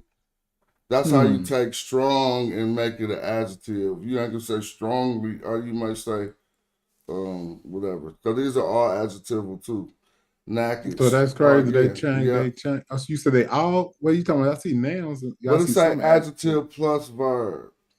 Yeah, go back to that rendering. It says strong, victorious, mighty, stiff, hard, stiffen. Mm-hmm. Victorious, champion, strong man, them is nouns. I'm just looking for the other Adjective is powerful. yeah, that's okay, cool. Powerful again. So now if we see naked, Confident? naked ain't a word that you'll see first too much. Maybe. No, they put ib on there. What are you looking at? Naked ib. They say it's an adjective, but it got another word behind it too. The ib. So that's not. I mean, it's just not the single word. Yeah, I mean, it's a compound word. No, they got whore. Is that core? I'm trying to look at the adjective to see how they change it, but they putting something on it. They're not just using it by itself. Yeah. So that ain't gonna work. But no, powerful is the only one that we seen that. Well, they had a list of them. There goes some more. So strong, mighty, victorious, and stiff of joints are all adjectival uses of naked. Yeah, I got to brush up on my adjective nouns and verbs again. All right, so adjective should be before or after the noun. In mental letter. Before? It's only really one or two use cases when that'll happen. The adjective comes after. It'd be verb, subject, object, adjective. Verb, subject, and object is the nouns. So verb, subject, object, adjective are adverb. VSOV. Remember the liquor? VSOP. Well, take the P off. Verb. I got them down, man. Yeah, see, now you ain't never gonna forget no more. Verb, subject, object, adverb. It's VSOA. Word. Is there one more? I mean, it's gonna be so VSOA. There's plenty more. Adverb, it could be adjective, but it could be like Chris was teaching us a D in the middle of that. And so demonstrative, I think. And so I don't know. But I mean, I don't know what the D was. But anyway, yeah, it's plenty different word orders. What we're talking about is the simplest standard verbal sentence word order that we was talking about, that we could go with the 4 boxes Hope taught us about. Remember? Yeah, I remember them 4 boxes. So let's form a sentence using them. Man, hold on, Smash. You got to either pull the boxes back. Nah, you don't really got to. I can't remember. It's gonna be just like the VSOP. I'm gonna have to get a refresh on the box. It's gonna be like the VSOP liquor. I know I'm in my head. got that VSOA. So watch this. Yep. All right, now watch this. So we know a verb should be first in forming a verbal sentence. Well, hold up. In that box, what did he say that first box? Well, it was like a personal. What did he go with the first? I can't remember. That's why I need. It's easy. New sentence. Okay, yeah, that's what it was. It was a new sentence. So how do we let them know we are a statement of fact? If this ain't about to be a fact, then we wouldn't use this. But what? So so the first column was new sentence. How you start a new sentence? You don't remember with the V? You should remember, bro. I'm gonna help you. Look. Remember that reed leaf, and then what's after that? Oh, shit. No, hell no. I'm about to mess it up. I'm going to make it bigger on the screen. Hold on. See? It was something else behind it, but now I don't remember. That's cold. You did wrong for this. I'm finna bounce. Nah, don't. What you going to bounce for? I'm just messing with you. I'm just saying. I did double checks by accident. EU. So, well, now let's talk to the people about this. Depending on which transliteration system you're using with, you got 3 options for this. Now, to be more specific, if you include budge, which some people make errors and still use, you probably say 4. The German system will transliterate this possibly as a J, right? That's the German system. The English system is going to translate this as a I. Oh, Y. No, Y when you got 2 of them, right? And then they'll do 2 as a Y. Sometimes, but I are sometimes Y. So in the German system, when you say J, the J is pronounced like a Y. So you say you, because if you say this is a J, now let's think about it. Only when they're consonants will we inject the E in between it in order to pronounce it. So if we look at this in one system that calls it a I, then it is not a consonant. It is a weak vowel. That's what they would call it. And then you would not be allowed to inject the E in between a vowel and another vowel. And I'm going to say why I said a vowel and another vowel.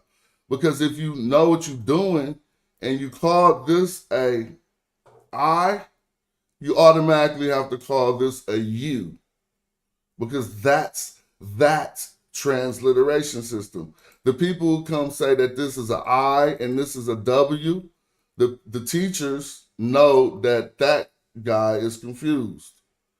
Because what he did was took a symbol from one transliteration symbol and then a system, and then he messed it up. So if we want to be consistent, we can do any system we want. But let's go to E.A. Wallace Budge. Watch how he messed it up. He gonna make this first read lead for A, I'm telling you, right? And then he gonna say that the second one is a consonant.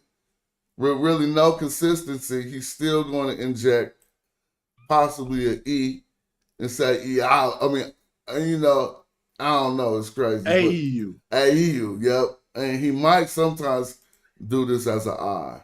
But nevertheless, the ones who How want he gonna put a vowel as one of the letters? That's well, wild. he put an E. He put E's in between everything, and it's just that for him. Oh, okay.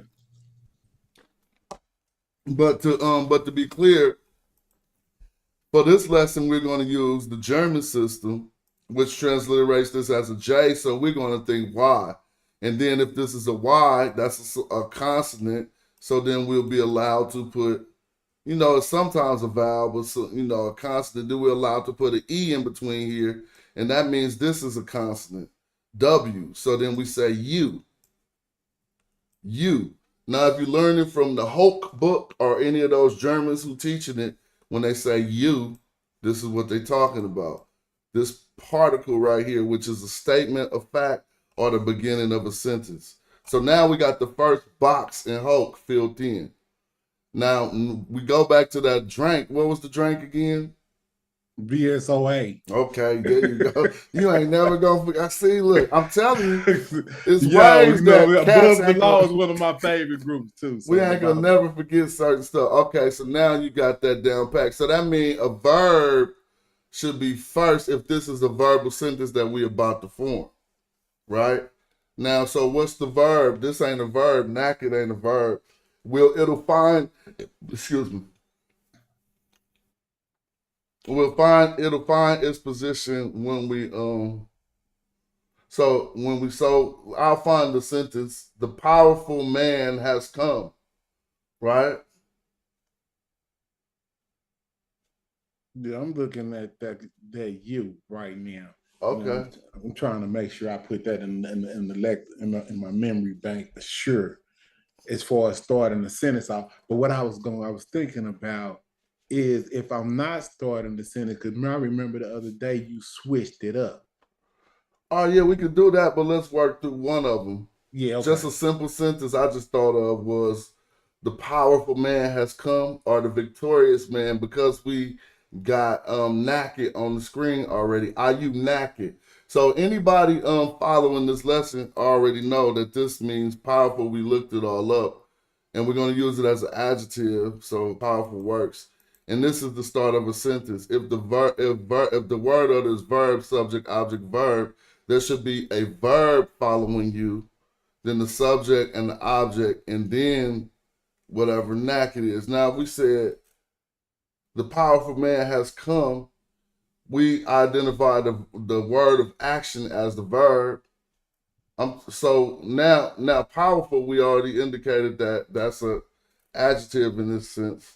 So if to come will be the verb, right? And so then we will probably figure out which come we would want to use. Now I would go. So this is why you will see you and then two read leaves, and people won't know what's going on. See, I seen this before and already didn't know what was going on. I could make this easier, but it might mean something different. Yeah, because I'm wondering what does that mean? Because I thought you was fixing to put a man. I'm gonna make it easier. I would probably go. You said I just can't think of the determinative. So you saying I can't think of the Gardner code for the 2 legs on that walk. You said a powerful man has come. Hold on, right? We gonna form it. We gonna form the sentence slowly. By using these a table with 4 columns in it. You remember the box that he showed us. So in the first column, we got the new sentence started, and that's what we most often see in that position. And now we're gonna have a verb. Now I didn't finish writing the verb because I couldn't find a determinative for it's 2 legs walking. So I just put EE. Now look, they say going and coming. That's shim EE. Now notice when they wrote they EE here, they used the legs that are D54. So I'm gonna have to put D54 on there. But now if we go through the book, you'll see these 2 reed leaves could just be having some legs. So now it'll be too confusing if I just put 1 reed leaf, right? But we should know that 1 reed leaf still could stand for EE, like in Imhotep's name. The I, which means come or return. It means yeah. So here we got. Now I could put it like this, right? But I don't want to get into this because this is one who has come because it got the T on the end. So it's not really a verb, it's like a participle in this instance. But I don't want to go too far with that. So what you trying to do? Figure out a way to start? No, I'm trying to show you and show people. Yeah, I'm just saying, but you trying to figure out how you going to start it, the sentence? We already know because we said we're going to start it with a verb, right? Yeah. Now, let me blow this up bigger. This is the verb I started it with. But I just wanted people to be able to see what's going on. So if I make this bigger, we can now see, okay, 2 reed leaves means to come or to return. What did we say a man did? We said the strong man has come. Now, this is a statement of fact. Now, I should still put, what did they say? It was D40. I'm going to type D40 right here. Nope. Damn, what was it? But you see what's happening? So let's look. I'm looking for them legs, them 2 walking legs, these. So in order to find the code for these legs, since it's only 3 glyphs here, I come to the end of the word and look at the manual decodage. Right. So D54, when I come back to JSES, is going to render what I'm looking for, 54. Feel me? Now, if it was harder to mistake, now a person wouldn't think this was a whole word. They would know this was you. Now let's remember, if these is J's again, and this is Y, and I was just saying EE, I went to the wrong transliteration. I would just say Y-E-Y. So I would say you, ye, if I'm using that German transliteration system. Now you don't pronounce transliteration. So in order for us to speak for scholastic purposes, it's mandated that we figure out a vowel system. But I don't want people to think that's like the right pronunciation. It's the scholastic pronunciation. But now we got this starting because we got the first box filled up with a statement of fact or a new sentence. Now we got the second box filled up that says come or, return. Now, what did we say? So where is the, wait, I'm telling you, that's not the subject, is it? No, this is the verb. It has the action. So what is the first column right there? The first column is a particle.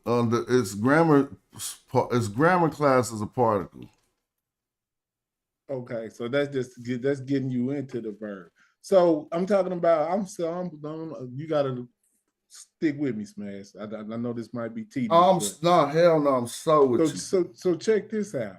When we start, I was on the assumption that we were trying to do the four column joint. Yes, right? Yeah, you're right. So now we started off with the verb, but now you switch the verb to the second column. Hold on. You got to remember, when we think about those boxes and the word order that we're trying to build a sentence is, it has the particle first that starts a new sentence. You. Right. Next is the verb. Okay, word. But and that's how the structure was in those boxes. Yep, but this sentence isn't complete. Okay. So yes, we okay. said, all right, I'm with you now. We said the strong man has come, right? Right. So now we need to form a verb form of this phrase in order to indicate that this past action is complete. I know when I learn it, it sounds complicated, but I'm trying to make it sound not complicated. It's hella easy. So I'm getting better, Smash. I'm Yeah. understanding. So- I never learned this kind of shit in on a basic English. I was like, well, how the hell is this? But So now let's I deal need with to know it. English. Let's deal with Yeah. English. What if I said, you tell me a word that let me know that this past action is complete? Like has? Did. Has is a good one too. Like, because it's already been done. Yeah. Like it's the past. And did is another one. Like in English, we can Yeah, say yeah. he did, but has is better because has is better. That's past tense. It's already happened. And now, so we said, what did we say? We said the strong man has come, right? So you just said has. How do we affix? We got to affix a suffix onto the verb in order to indicate. We're going to form what we call a sejm NF form. It's going to indicate that past action being completed. Right? Now, hold on, Smash. The feet represent the man in this? The feet represents the action of the verb. Okay, so are we going to put a man up in here in the sentence structure? We'll see that when we get to the Yeah, object or the maybe subject. I'm going too fast. Let me slow down. So we still on the verb. Okay. So this is, now we said we're going to make this a statement of fact that the strong man has come, right? So this verb needs to be, it needs to have The suffix. an N amended to it. Now this N is used in the sejm NF. Everybody listen to what I'm saying. It sounds crazy, but watch how simple this is. Sejm is a verb that means to hear. N is an N. A F is a F. Now sejm NF. Now y'all hear what I'm saying. So sejm means to hear. In the sejm NF form, the N is indicating that it was and I hope if I mess up, Chris will pop up and let me know, that it was a past perfect action, right? So that means F is a suffix pronoun that means he. So if sejm means to hear, N is a past complete action. F, sejm NF would be what? He has heard, right? Or something to that effect. Now, sejm F, without the N in the middle, indicating the past complete action, would just be he hears. See what I'm saying? So if we want to say because he hears is not in the past tense. You'll never say he hears and be in the past tense. See what I mean? Try to form a sentence back in the day when he hears.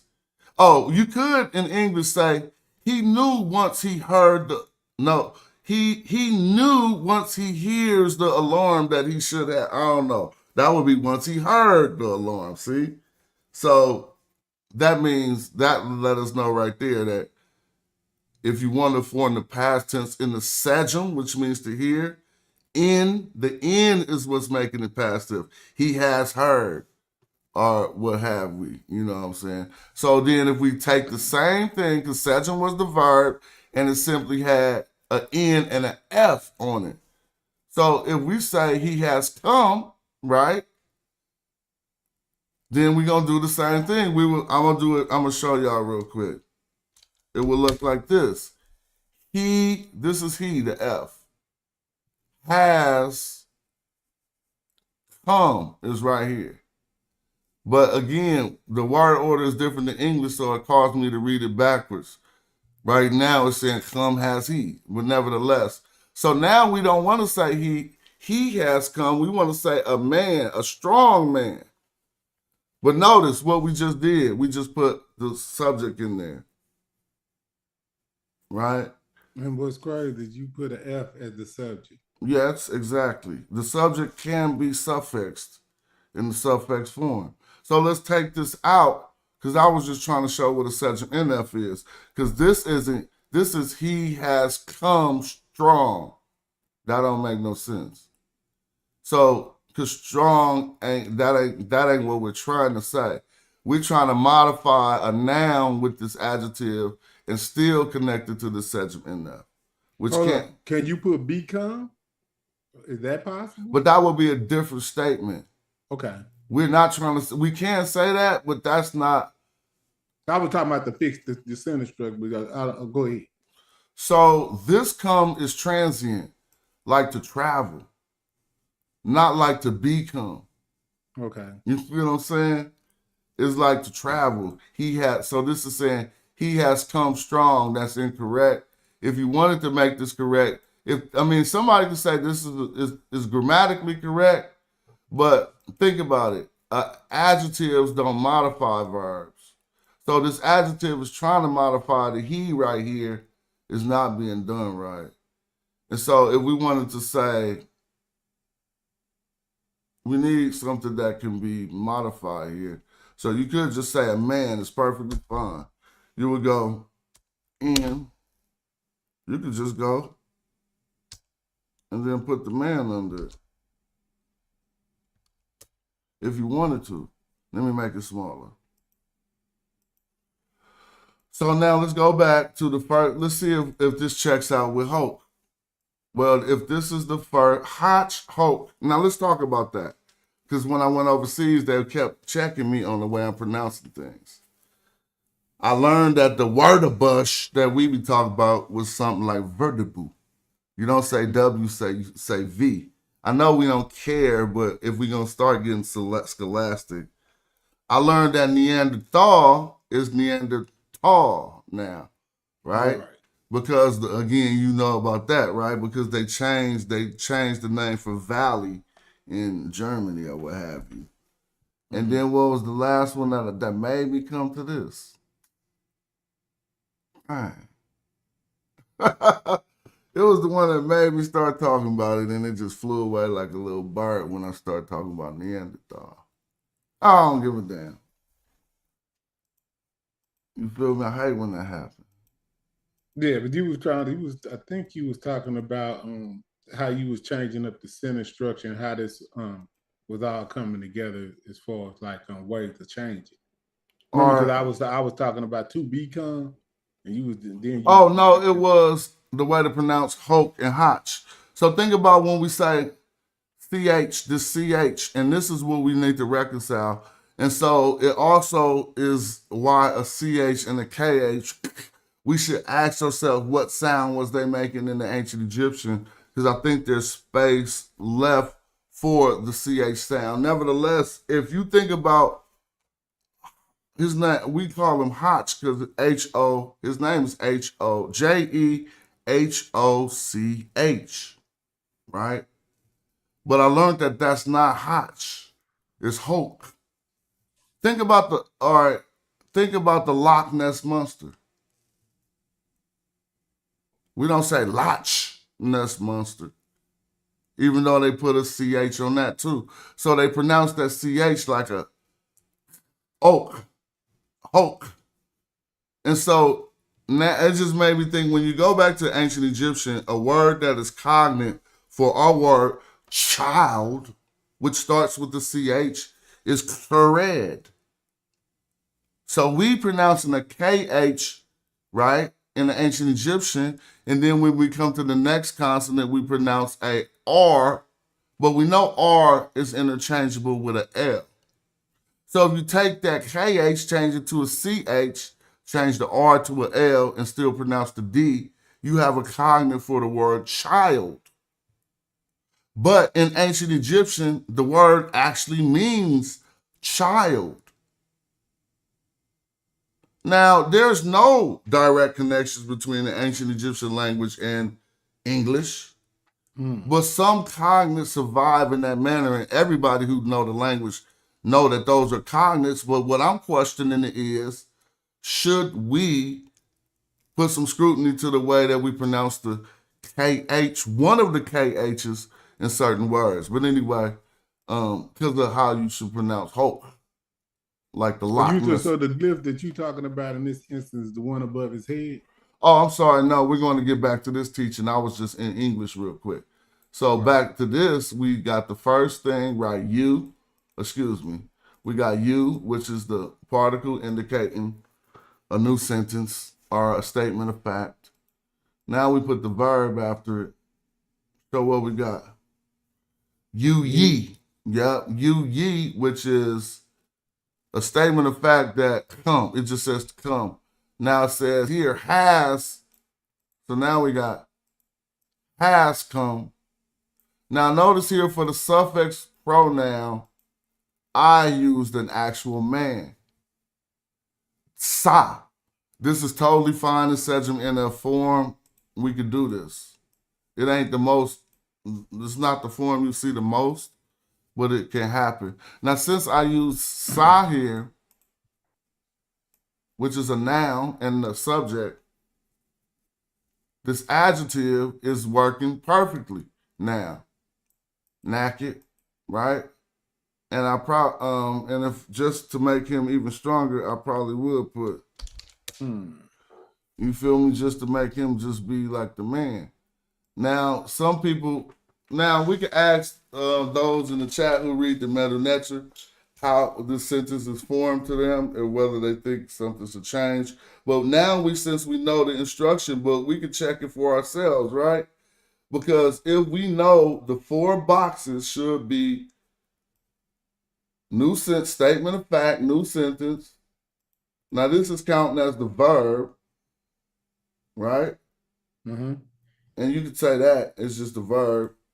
And this is the subject in the sense of a pronoun. And the adjective modifying the subject in the adjectival position. And in the 4th box. Oh, somebody else is here? Yeah, I'm getting. I see 3 people in here. Hold on. I'm understanding. It say 3 people here, but I only see us 2. I don't see nobody else. What's up with that? Look, oh, okay, somebody trying to get in, my bad. I was looking like, hold the hell up. Right. But I mean, and so, now he says the strong man has come. Now, what if we wanted to start a second clause? Yeah, I remember that. So that was the point when you said we can start it with that same sentence structure in the beginning, or we could change it up. Well, if we started with IU, that's going to be wrong, but think of why that'll be wrong. See, I said IU. See how my brain did? Yeah, now you know, now you following me. You can see what I just did in my head. I just went to a different transliteration scheme. But if we start with the U, right? We wouldn't be talking about the next thing. Got to be talking about. It won't be talking about him. This wouldn't be continuing this sentence. It would be making it a new sentence. A new statement of fact. That's not a continuation. So this is so you saying this is always at the beginning of a sentence. And if you continue in a sentence, you don't want to use that right there because that's not the way that you use that. Is that what I'm just trying to simplify? Yep, you're right. So a clause is just a bunch of words, right? We got different type of clauses. We could call this an independent clause, for the lack of better words, right? And why is that? Because it could just be stated like this and we could be finished, basically. and it'll Right. make sense to people. So it's independent. And somebody want to say a better name for that? I said an independent clause. If y'all want to say a better name for that, I'll refer to it with whatever y'all put up in the chat right now. Now, a dependent clause obviously need to depend on something. So if I just said when she went to the store, you automatically gonna be like, you ain't gonna say that's a dependent clause. But naturally, you knowing it's a dependent clause, right? Because that don't really make no sense to you. If I just say when she went to the store, you would be asking me you'd be asking for the independent clause naturally. You see what I'm saying? You'd be asking me what happened when she went to the store. Now, if I said the girl had a fight when she went to the store, what part of that sentence could stand alone by itself? Fight. No, what clause, what collection of words can stand alone by themselves? The girl had a fight. Exactly.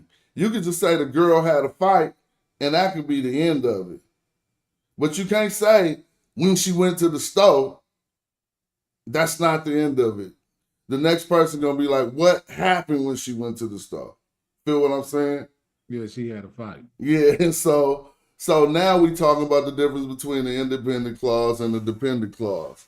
So if this would say the strong man has come, that could be the end of it. But what if we wanted to continue this sentence without starting a new one? We have to amend, we have to use something that's going to allow us to continue the sentence. Yeah, okay. So I get what you're saying. So the strong man has come to buy grain. There you go. Now that, or to that but what are you doing?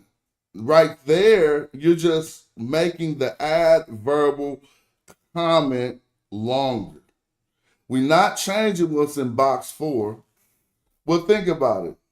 We really didn't even get to box 4. Because if you really think about it, the strong man is in box 3. Right? Yeah, you could say that. He is, because he's the subject. He's the subject. He's the subject, right? He the main thing that this sentence is about. You feel me? He's a noun. So now if we wanted to go into box 4, it would contain the adverbal comment. Now say what you just said one more time and watch this. Nah, this is what I'm gonna say. The strong man has come to defeat his enemy. Okay.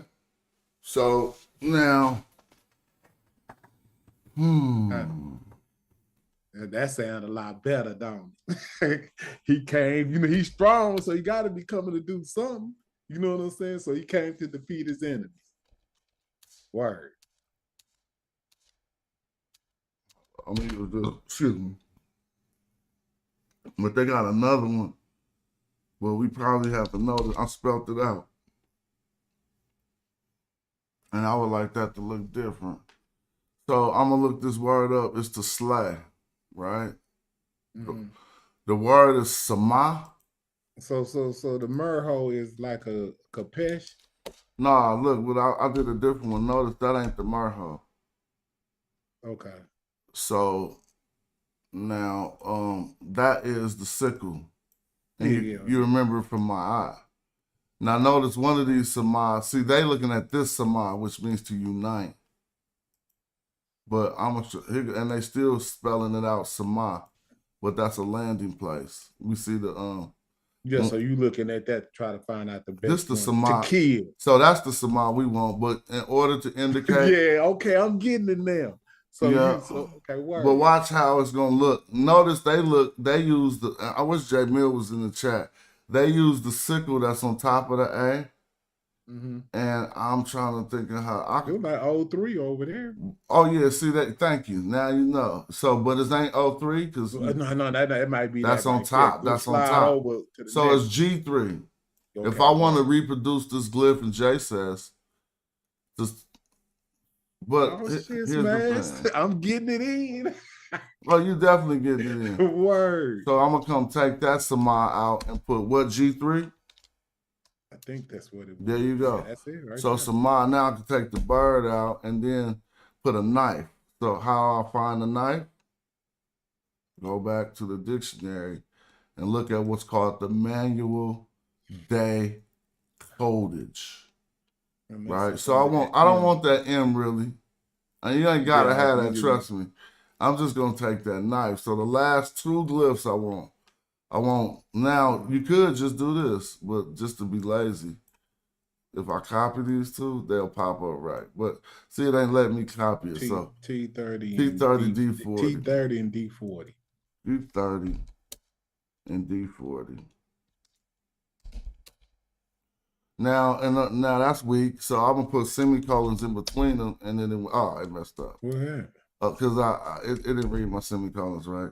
So it was T40, T40 and 40 D30. over. I'm messing up. So hold up, let me go back. After the bull, Sama was what? Dang, they messed me up. Hey, you done threw me off. I'm about to go back and look. This is how you start remembering it. Yeah, It was okay. I got it. It was G3. Yeah, What, G3, right? G3, T30, D40. G3, T40. But that's a different T40. That can't be T40. T40 and D30. Oh, it's saying T30 or something? Yeah, T30 and D40. Over. You got a V right there, Smash. I don't know. I know, because that's what messed me. Over D40. There you go. Now take off the last hand. You can do it like that too. So now, we left out the end. Because look, it says, now let's look at the bad grammar real quick. This is how you know. Let's use Hope's boxes. We got first box. Again, that checks out. The second box, and this is the verb and its form. And then we got the third box. All the way to the bull. I thought you were going to take it all the way to the bull. Exactly, because that's his determinative. That's the third box, the strong man. Now we need the adverbal comment. So what's the problem with the adverbal comment? One thing you'll notice is what? We got an adverb trying to hook up with what? To kill is what? A verb? Let's see what they got that in. Basically, there's no preposition in between here. So you need the end. So it could be in. If that's the preposition, it means to or for. Now, if so, what did I say? The strong man. So let's think about it. Go back to independent clauses and dependent clauses. It says, the strong man has come. What did he come to kill his enemies? He didn't come for kill his enemies, right? He came to defeat his enemy. To kill. Or so you want to say defeat? I mean, because I didn't know a word for defeat. So let's see defeat.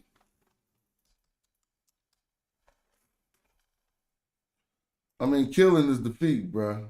Yeah, that's the same thing. Oh, they got Hold on. Nehira. Let's see. They got 13 words for defeat. To slaughter or crushing defeat. You want this one? That's good. He said, well, you is white. He said, that's good. It is a good render. That's a good render. Yeah. I would say. I mean, they got somebody laying on the coffin, or something over there. So now let's watch how I reproduce this. Just remember this laying down dude. So we got to put all that? No, I'm going to show you how to do it. He's Z2. The laying down dude is Z2. Now watch this. So we don't like this way to kill him. So what was the word? Now I'm just, on the screen, I'm typing the S. The S is there. So I'm just showing you, I'm not going down to this line. Defeat his enemy. Now next it was a DR, right? I'm putting a lowercase d in the R. It didn't work. Capital D in the R, so now I know it's a jer. So jer, now it was on top of an R. I put colons in the R to make it on top of the R. Now hold up. Let me go look at the dictionary. Now what it got? 2 reed leaves. We know how to do that, right? What you gonna do to put these 2 reed leaves? A Y? Nope, that's 2 reed leaves. A I, and then another I. Then what did it have? A T? A T. A T. And then what did it have? The A, what was it, A5? I didn't see it. The falling down man ain't. I know A5. I wrote a whole article on it, dude. I messed that up. Let me go back and look. So that falling down dude right there is Z2. No, the falling down dude is A95. It gotta be A95. Let's check it out. A. But you trying to go without looking? Because I didn't see you slide over there to look at Z, the numbers. Z2. Bam. No, yeah, A95 over Z3. Yeah, A95 over Z3?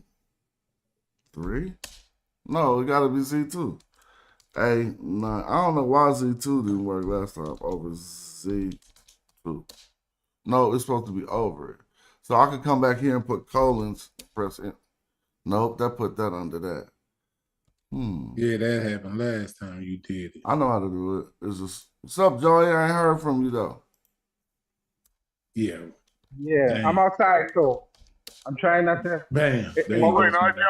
You're playing your passing your brethren straight. I try not to interrupt the lecture because I'm outside and have a lot of noise around. Oh, it's all You hear good. me? Yeah. Yeah, we hear you. You know what? You know, I was looking up that query that we had about Nefertiti's name. I When thought I you just Googled said it- you thought you had noise. Now you just busted out with a speech. See how you be doing?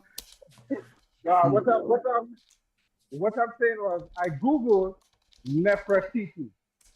And when you saw it in the Wikipedia, it had the EP in it. When you look at it on the actual inscription, it had like the old school T with the reed leaf. And then I think it had an N or something. So I don't know if I was reading it wrong or not. So when you wiki it, wiki says one thing and the actual description says something different. But it doesn't say TT.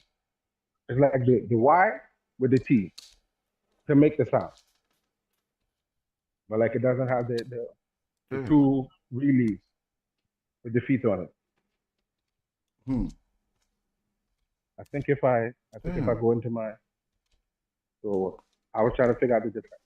But I think if I go into my photos, I could show it to you. I don't think it's like I have like an extra letter on it or something that I don't recognize. But I might be tripping. Why every time I press Z2? Oh, because it's going Z2A. See, I didn't press Z2A. See? I pressed Z2. So I put Kemet for enemies. Let's see, is this right? And then we got to put an F after this for the suffix pronoun. Or if you want to say without a suffix pronoun, you can say, you got to probably use a suffix pronoun. What the F go?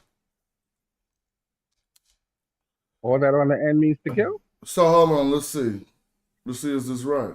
Just add verbal comment starting from here. Oh, that's the add verbal comment. Let me see. I'm trying to pull up the dictionary so we can qualify this. So that means to slaughter, right? A crushing defeat. It's a noun. But notice this is a noun. So that's good. So preposition, so we got in the adverbal comment, even though it don't start with an adverb, it don't have to, it's describing the action of the clause.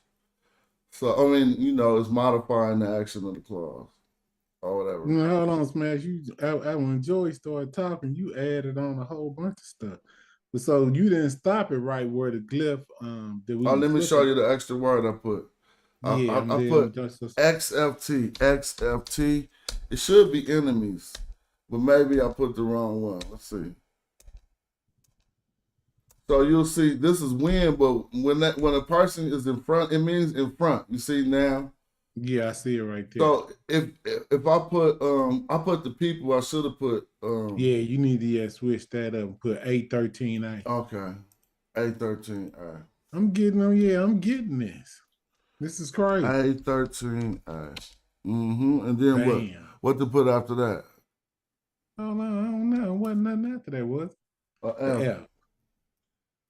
F. So let's see. Okay, now why you adding the F on that? What is the F on? So is this a noun? Not sure, but I Enemy. guess so. Cause see, because we got off of that once we got. Is to an the enemy sentence a structure. person, place, or a thing? Enemy of the person. So that is a noun. Okay.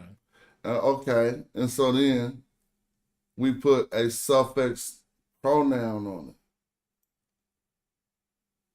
So pronoun just holding the place of somebody's name, right? So if this noun is enemies, the pronoun is his. His enemies. Okay. He, his, its is a first person masculine pronoun. So basically, anything that you addressing a man, only one man, and wait a minute. I was just thinking about the person. He ain't first person. That's odd. So this is like second. They would be calling F third person. But yeah, that's third person. I'm sorry. If you want to go first person, you would say E. Third person, you see what I mean? Because in order to say he, you got to be saying that to the second person. See what I mean? Right. You can't But ever. I'm just tripping on how you putting that at the. I mean, what is that? That's like switched around. What did you call that? Like, why do you have it in the back of it instead of the front? Because no, this is where it goes in all instances because it's a suffix. Pronoun. It's going to go at the end. If it's a prefix, it would go at the beginning. Word. Okay. There you have it. So suffix means after pre. I know what pre means before. So just think of suff as the opposite of pre. Yeah. When you gave me that just put it all together for me. So suffix means after pre. I know what pre means, but the suffix word threw me off. So that just means after. So this says is look or not look. It's just like act. This is a statement of fact. Man has come. Strong man has come to slaughter his enemies. Right? Right. So if you want to translate it, you would say a strong man has come to slaughter his enemies. That's still kind of generic. Strong man, you know what I'm saying? Like, okay. Mm-hmm. But anyway, we started with that. We could have put a king there. We could have put anybody. So now we know we can substitute out the noun and it'll still work, right? So okay, if we put a king there, what would change it? Nothing, right? Everything would be grammatically correct. So because we know we got the boxes correct, so you can put any noun in this box and it should work. Yeah. Or even any pronoun, but not. I mean, you shouldn't put a independent pronoun. It should be a suffix pronoun. But any pronoun or any noun should work here. So if you want to say the king has come. This is pretty good right here, Smash. You didn't waste your time with this one. yeah, they got a soup plant. So soup. Probably like that, maybe. I don't know. Yeah. Now what is? Oh, hold on. I gotta take something out. Peace to the crew. Peace. What's up, Shamsu? Good time. Ain't nothing. So how did I just modify that, James?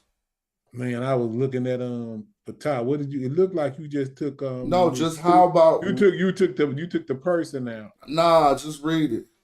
That's what I'm saying. Because it's the training and the practice is gonna help. So start at the U. You came Nisu, which would be. You want me to read it in English? However you want to do it. That you came a king, a strong king to defeat. No, you gotta be like A strong king has come. Oh, so you saying read it backwards? No, this is what you're doing. You was just translated into English, which has a different word order than ancient Egyptian. So it requires you do that only in the translation. See what I mean? If we read it straightforward, they understood their word order. We really don't rock. We don't speak in that word order. But this says, "Come, has king strong." You feel me? We wouldn't say it like that. Yeah. Come, has king strong. Let me see if I can add something to it. That's All wild. right, so, but you've been watching the show? I have not. I just stepped in. All right, so we just added an adverbal comment that ended with it started after the bull with to slaughter. Now notice this. Why you see this 3 strokes on the word slaughter, James? Can you touch? I guess you can touch slaughter, but maybe this 3 strokes is not. This word isn't shajer yet. It's shajer yet. Slaughter is just like, whatever. So did you do that on purpose, or No, that's how it turns out. Because we definitely seen that. It's consistent with what we was looking at earlier about the 3 strokes. But Right, the yeah, so slaughter his enemies. So I'm gonna go down to the next line, and you can tell me. Hold on before you go. I just wanted to interject something real quick. So we know the EU, like a or now.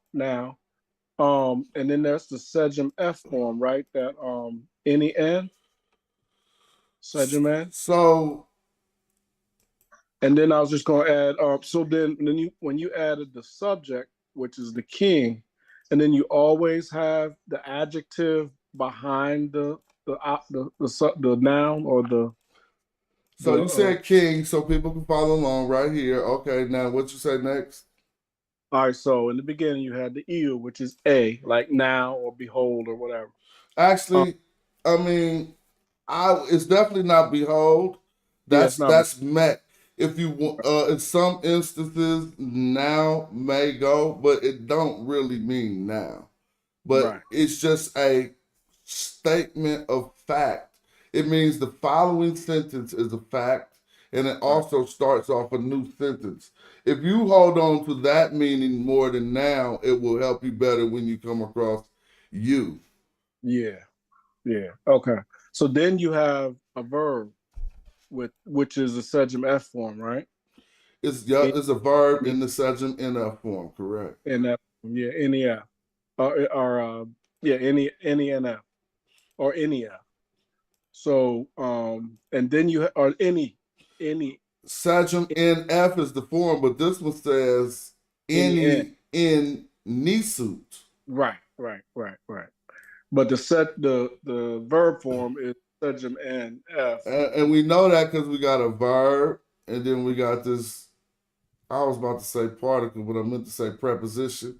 We got a Right. verb, a preposition, and then a noun, but this could be a pronoun. In Sejm NF form, it's a pronoun, but a noun works. But yep, you're right. So keep going. And now I left off the adjective that modified the noun. So this is the whole Sejm NF form all the way back to here, which is code. Right. And then I was saying the So naked. one question that we'll note is to see if you can, I know you can, but modify the noun of a Sejm NF form, which I know you can because we still in box number 3. He's still the subject. Where else would we modify him? But keep going. Yeah, so then I would say the modification, which is an adjective, would have to come after the king. The Nakin, which is strong king. So Nisut naked. Right, which they say a valiant, strong, but we say strong king. They may have said it the way we say it too, but the way they write it, they put the adjective. So is that an adjectival?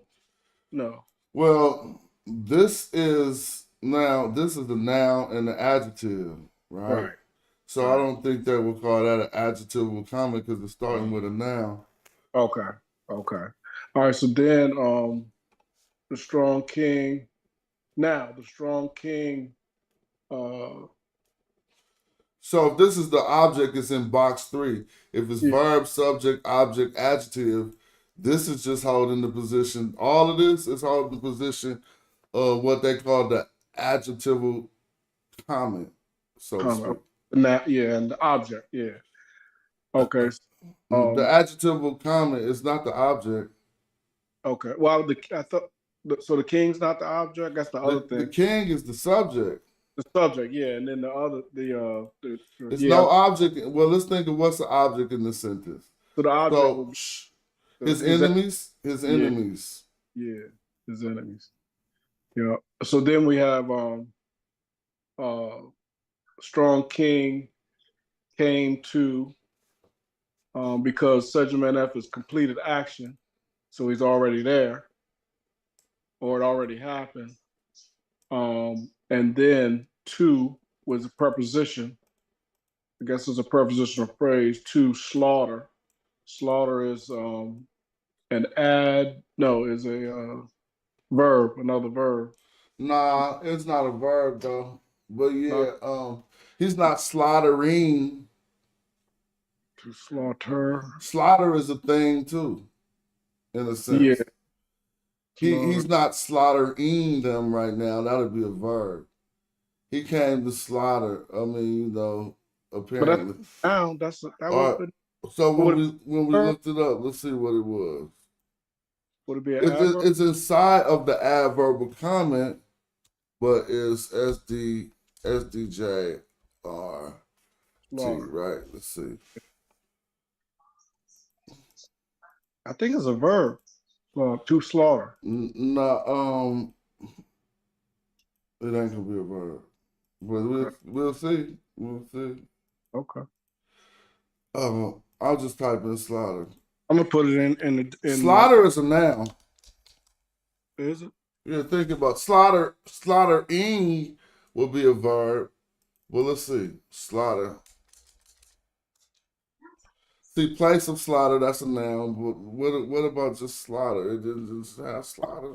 Put it in Google. I thought I thought that's what it said. Was the word We slaughter? already looked it up earlier. What was it? I don't know. I don't remember that part, but I know we seen it earlier. I don't know. Yeah, how I just you gotta typed go it up. through this again. Slaughter is a verb. Slaughter is a verb. All right, let's see. It was close to here. I remember seeing that bed, but it was up under something. It was round off in this area. Yeah, to slaughter because you're doing something, and But no, you just added two. What? No, it's got to slaughter in the. But I'm saying, hold on. You might be right. I'm not saying you're wrong, but I'm now trying to find how did we find the verb? How do we find the word again? Yeah, it could be a noun or a verb. So hold on then, because I said it was a noun, and you said it was a verb, right? So if it could be both, then it's still a noun, right? I don't know how that works, but it depends on how. All right, well here it go. So what does this say? What does this say? Where? Which one? Let's see. Hold on. Slaughter, crush, defeat. Slaughter, crushing, defeat. Now, see, that's in that case, it's probably a noun. But this is the case. You said that's what I'm saying. That's the case. Yeah, he showed us how to look it up to figure out which one we want to use. Well, the one we want to use in the instance that we're using up in the syntax. It was a great slaughter. But you know what, Smash? That's a thing. That's a thing. It was a great thing. It was a great slaughter. That's a noun. But if he was slaughtering the people, that's a verb. Don't you think? But I think if it says he came to slaughter. Okay, then it could be used as a verb. Yeah, so exactly. Yeah. He came to do an action. Right. And that's what in the sentence, that's what you wrote that he's doing. True. Right? If he came to slaughter, then he came to do an action. He arrived to slaughter? Yeah. He didn't arrive at a slaughter. Right. He came to slaughter, which made it a verb. Yeah. Yeah. So You're since right. since it's a thanks for that clarity. Since it could be a verb or a noun, when you put to in front of it, you just made it a verb. That's right. You know what, Smash? I think the word you had used was a defeat. Oh, well, yeah, that's another I thing. think that's why Yeah, it that's how what. you popped it up. You said I don't know how to do it. But no, you don't see it on the screen. Yeah, I do see it, but I'm just saying the one that you had didn't have that cat in there. It was some. It was something a little Oh, bit. okay. It was a little bit different from that. But Now, But it yeah, was but it let us know it's still the same thing. But you did right. notice that.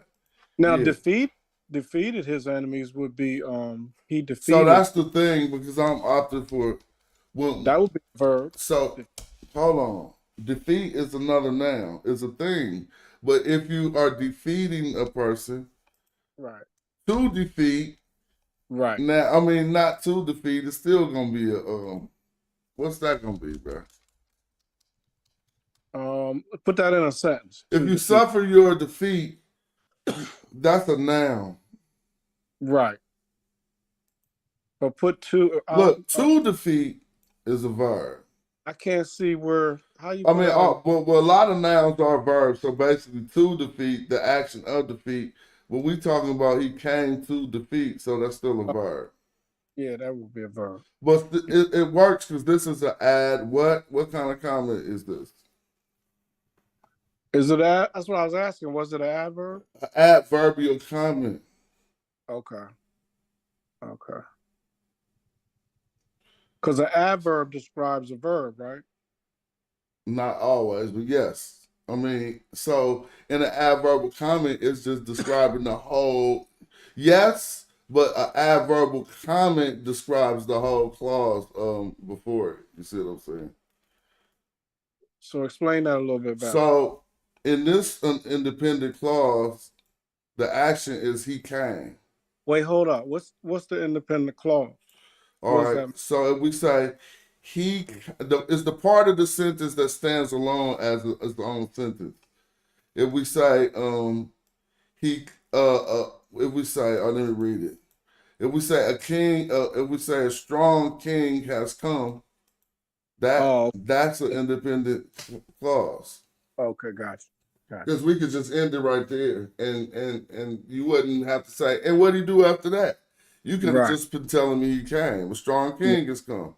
But we can't say to defeat his enemies. That's a dependent clause. Right. And an adverbial comment. Yeah. For some reason, I always thought. And we added on that and to defeat his enemies just to continue to sentence. Yeah. Add extra on it. So that was what would that be considered again? The two defeated ends? I was thinking that was two was a preposition. Well, let's talk about all of the parts of speech. Okay. To is a preposition. Okay. And normally, and right now it's used in what they call, and somebody could say, I don't want to mess it up, but it's dative right now. And what explain that? It's like it's when you're giving somebody something. Okay. So you could say to in hella different ways. To could be directional. Right. You're not giving anybody anything when you say to Oakland. Right. If we was talking about the directional to, we should use the R. If we want to use the dative to as to give somebody something, even an item or action, we about to give them defeat, right? Right. So it's dative. But it's not the hardest sense of the dative. The hardest sense of the dative, you'll see a suffix preposition. It'll look like nef. We'll illustrate it in the next sentence so people. But the dative just comes. It means nf to him. Right. But right now, this is to in the sense of giving somebody something, and so what we're gonna give them? Defeat. But look, hold on. You said dative and you said directional. It's no directional is Right. But I'm just saying those are two things that you it's more temporal. That's what I was going to ask. Isn't there something opposite of dative? No. It's you think it's stative, but those aren't opposite each other. They're just two different. They don't got anything to do with each other. What's the difference? What is state of? I mean, It's in a state of basically. That's the easiest way to like think of is it. is it present? Like it is in the state It of don't something? it don't have to be. You could have been in the past tense in the state of too. Oh wow. Okay. So I'm not, so take the word rec, knowledge, Mm-hmm. and then say it in the state of. It'll be, how do you say a word that represents in a state of knowledge? You probably say something like knowledgeable. You see what I'm saying? Oh, okay. Anything that reflects being in that state of knowledge. Oh, And so if you say take sleep, right, mm-hmm. and you want to make it stative, and you say you in the state of sleep, what you gonna do to say that? Sleeping. Yep, you're gonna gerund it, even though that's not the normal use of the ing. It works perfectly to put you in the state of sleep, is sleeping. And so Or that's what the state of normally represents. It don't got nothing to do with dative. gotcha. Dative comes from a Latin term that I can't pronounce, which simply means, it's like Dior or something. It means for him. To give, yeah, or giving. To Yeah. give, yeah. To give. Thank you for correcting I'm that. trying to hold that. Yeah. Thank you for correcting that. No. You told me. I mean, I listen. I'm getting that from you. Yeah, I just slipped my tongue. So yeah, you're right. So then in this adverbial comment, we know we right because we got all four boxes checked. We got the intro. We got for this verbal sentence. I mean, we have in box number 1. We got the new sentence or the particle. It don't got to be the same particle. We'll illustrate that in the next sentence. In box number 2, we got the verb in whatever form it was in with subject NF. So then we got the subject, verb subject, and its modifier. That's the subject still. Okay. And now we got a preposition in the adverbial comment. So it ain't no object. Well, the object is back here. So I don't think that this is really the object inside of this adverbial comment. But if so, it should be before this in order for us to do it right. So we would have to say his enemies. If this is the object, his enemies, it was supposed to be in slot number 3. So let's see how that works. A strong king has come, his enemies to slay. That don't make no sense. I mean, that don't really seem like a strong man has come. This is still right. So I don't, Right. this is the indirect object, bow. Right. That's what that's called. It ain't the object, it's the indirect object. So therefore it is inside of a prepositional phrase. I bet you Chris proud of me. Because he ain't had to type shit in the chat yet. If he listening. But yeah, I think that's the indirect object. Yeah. So it's affected by the action indirectly. I mean, but he's slaughtering his enemies, so that's direct. Huh? yeah. Here come Rudy. So indirect object. The object. What's the difference between the object in this sentence? Which is the object and which is the indirect object? Well, I think the enemies are the indirect object, but I could be wrong. Now, so we know the subject is The king, right? but I'm just saying to describe it, it is the main noun. Right. It's the main noun of the sentence, basically, or whatever. Now, the secondary noun that's being affected normally by the action of the, I mean, it could be, it ain't always affected by the action of the first noun, Right. but it's secondary to the first noun. If the king wasn't coming, we wouldn't even need to talk about the enemies. Right. And he's going to do something to the object often. Right. So normally the object, a lot of the time, the object receives the action. So what if I say John threw Paul the ball? Now that don't sound like normal. I mean, that might not even be good grammar, right? But you still know who received the action right there. Paul.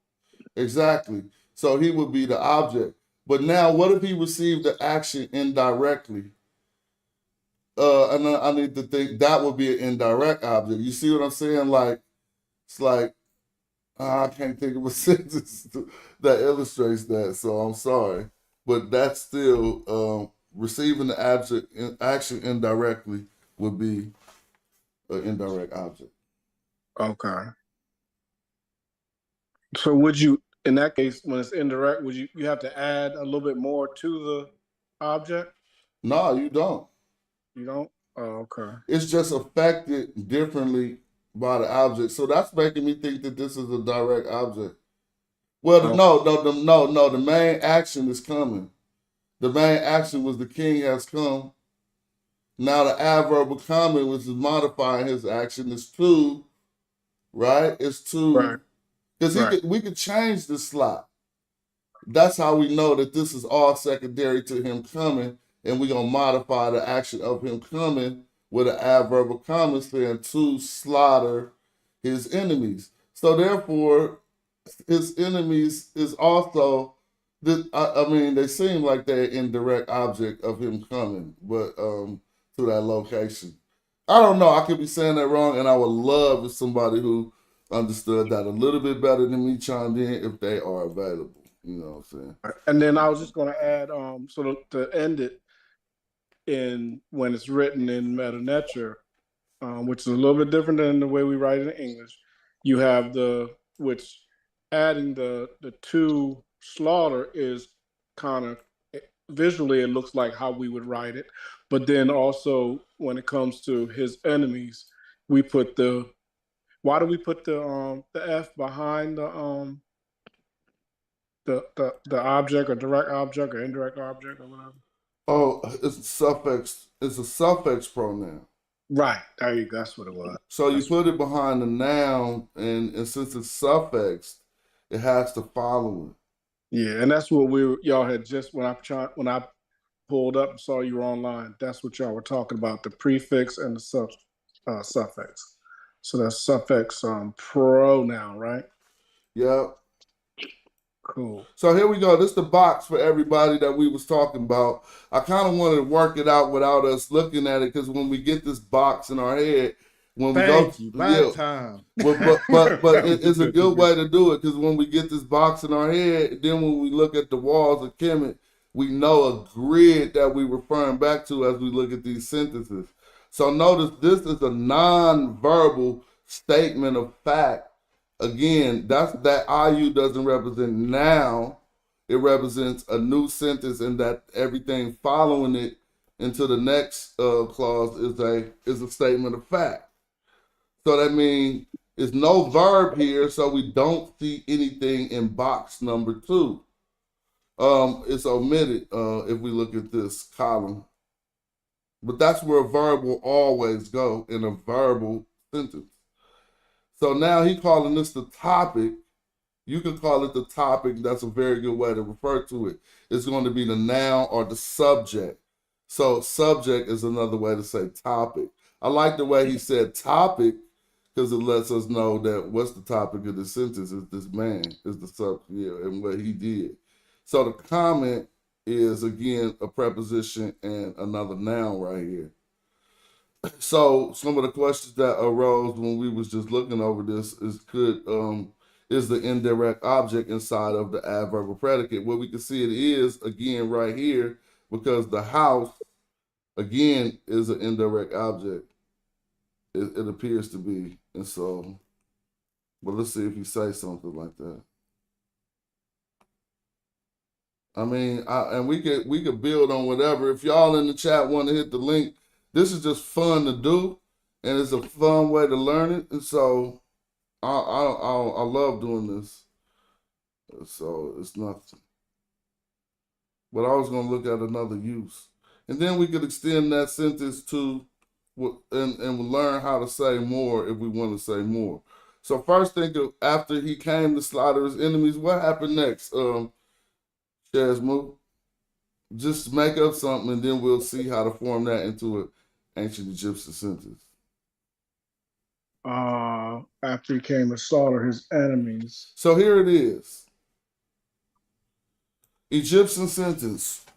So it says the normal word order in a simple statement of fact is as follows: the particle you, the verb, the subject, the direct object, not indirect. Yep, look, adverbal modifiers, which is prepositional phrases, indirect objects. Cool. So Yeah. Chris didn't have to chime in because he likes my ass getting better.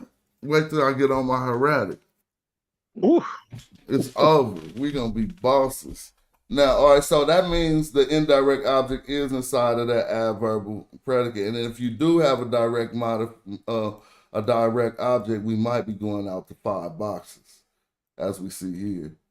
Yeah. And so we can go back and then continue. So we know this is grammatically correct, and it shouldn't be nobody who wants to knock this down. Now, I mean, they can, they're welcome to, but I think we're standing on solid work. So now what happened here? So a strong king has come to defeat his enemies. So what happened when he got there?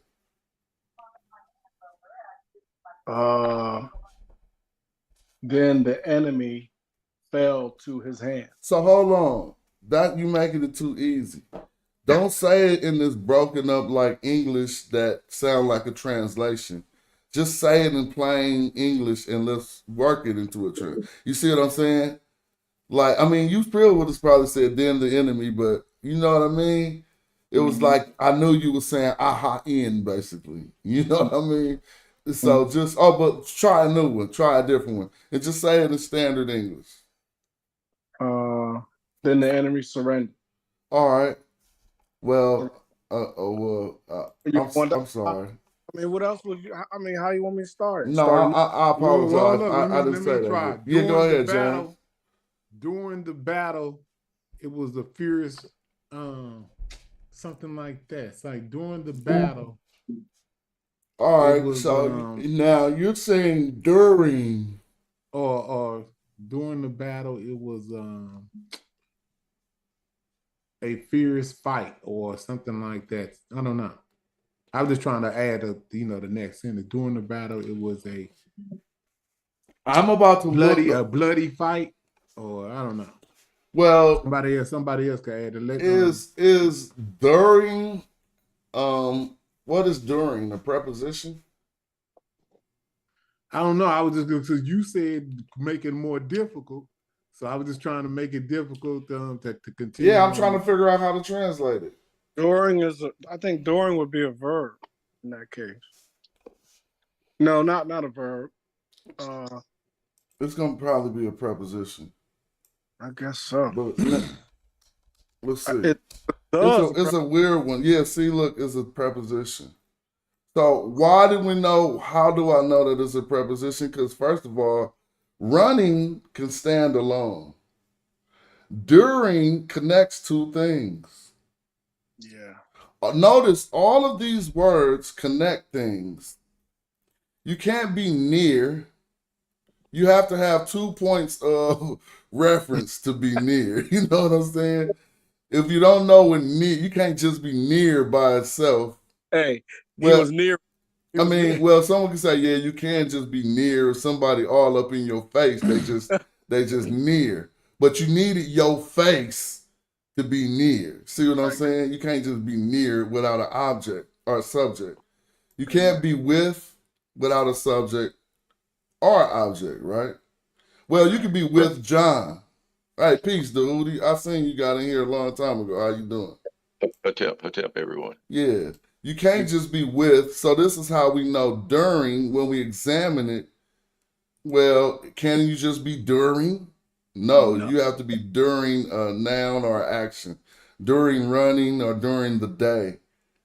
And so that's how we know it should say preposition when we come over here. And it's, yeah. And so then if during is a preposition and we see that it's here, what are we about to start? Another prepositional phrase? Yeah. So if we put in another prepositional phrase, all we really doing is not starting a new sentence. We're extending this adverbial comment, basically. So you don't want to do that? Yeah, we about to start running on a little bit. Oh no, okay, my bad. I'm just saying. I thought we were going to continue the story. So you want to start a whole nother?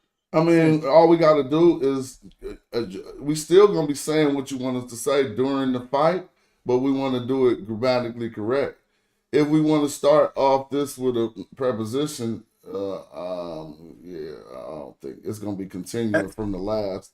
Just mention something, Ronald. I always got dinged when I used to write with sentences. Yeah, okay. His enemies. So while fighting. So now let's see if we can make that preposition. What was it? What was it, James? Hair. Here. So can we do it here? Here. You think so? During the To start it off, not that or during the great battle or what? What you talking about? Wait, how do I get this?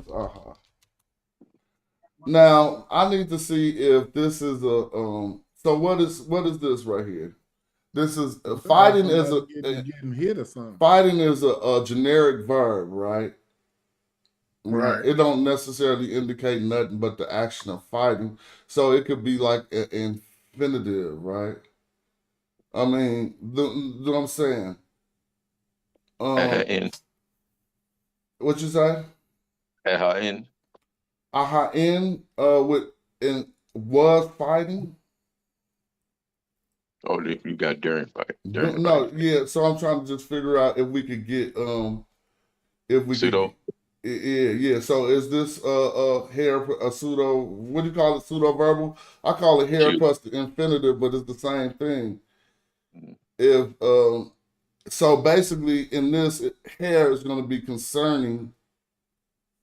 It's not going to necessarily be while fighting. I don't know. So, and he's saying during fighting. Let's just try to work that out. What would you say to say during fighting?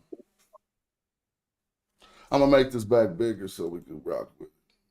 I'm trying to figure out how to. Maybe that word don't fit because this sounding a little weird now. What you mean? Like how we starting the sentence. I don't like this. First of all, yeah, this is the thing. We are still building on this same adverbial comment. We haven't sectioned off into any new parts of speech, so that's why I'm like, why are we gonna write? We can't. So it's basically saying, if that's the case, we should say during fighting he slaughtered his enemies. Then that'll make perfect sense. You know what I'm saying? Because what happened during fighting?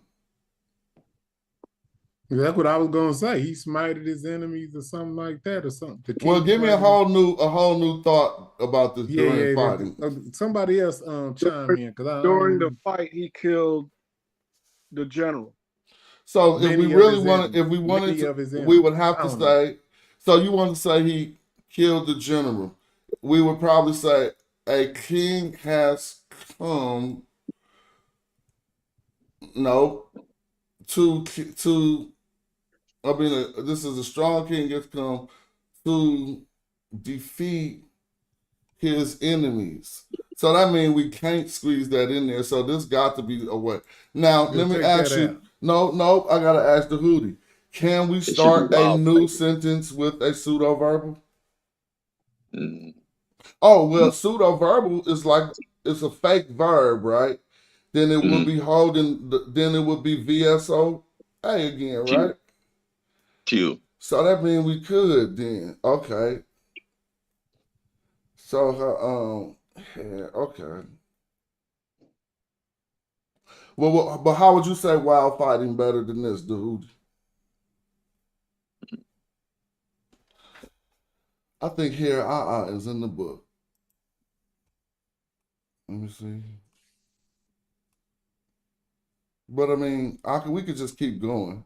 Because when I start looking up stuff so much, I throw it off. I know that's a cool one. And I know ways that I could just make it right. If we put a particle in front of that indicate. I mean, we could just put if it's a new sentence, you could put a new statement of fact. Yeah, that owl, that I am, you took it down. What was it, that right there with those lessons? What's the name of that smash again? So make Well, sure what you everybody can talking hear. Cause about? that The book I'm one you looking got the through. lesson, the one you keep going This is in. Hoke's book, the J.E. Hoke. We call him Hotch. You might hear him say Hotch in English, Uh-huh. but this him. Yeah, this is pretty good. We need to put that in the chat. Make sure that I people thought it got it. was I in. think Oh I yeah, did it the other day, but as we doing this, we probably should keep doing that because that's a pretty good source of learning. yeah. If you Google J.E. Hoke Middle Egyptian and you put PDF, it pop right up. Right. That's just for the listening audience. But yeah, okay. Is he comparable to the other guy? Who was that? Comparable to J.P. Allen or who? No, Yeah, Gardner. Gardner. It's easier to digest than Gardner. You know what I'm saying? He got some good breakdowns. It's not as exhaustive. Gardner like right on a fat ass book, but this only 320 pages. It's had. Yeah, but it's still good. He breaks down some good stuff in here. What his name? J.E. Hoke or Hotch, Hoch. But I just wanted to see real quick. I'm just looking through here to show us something we was just talking about. And y'all in the chat, feel free to click the link. It's all good. It's nothing but a button.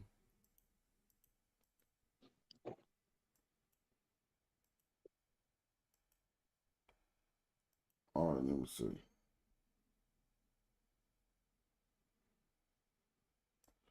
We have dependent pronouns, but so what a few things we could talk about is because we're talking about starting sentences. And normally they start off with different oh, there you go, Chris. Different particles, right? A part of speech that necessarily ain't even in none of the other classes. You know, and sometimes they're eclectic, meaning they attach to other words or whatever. Like you know how if you, I don't know an example of eclectic or whatever, something that attaches to another word, but yeah. And so, peace, Chris. I see you just tapped in.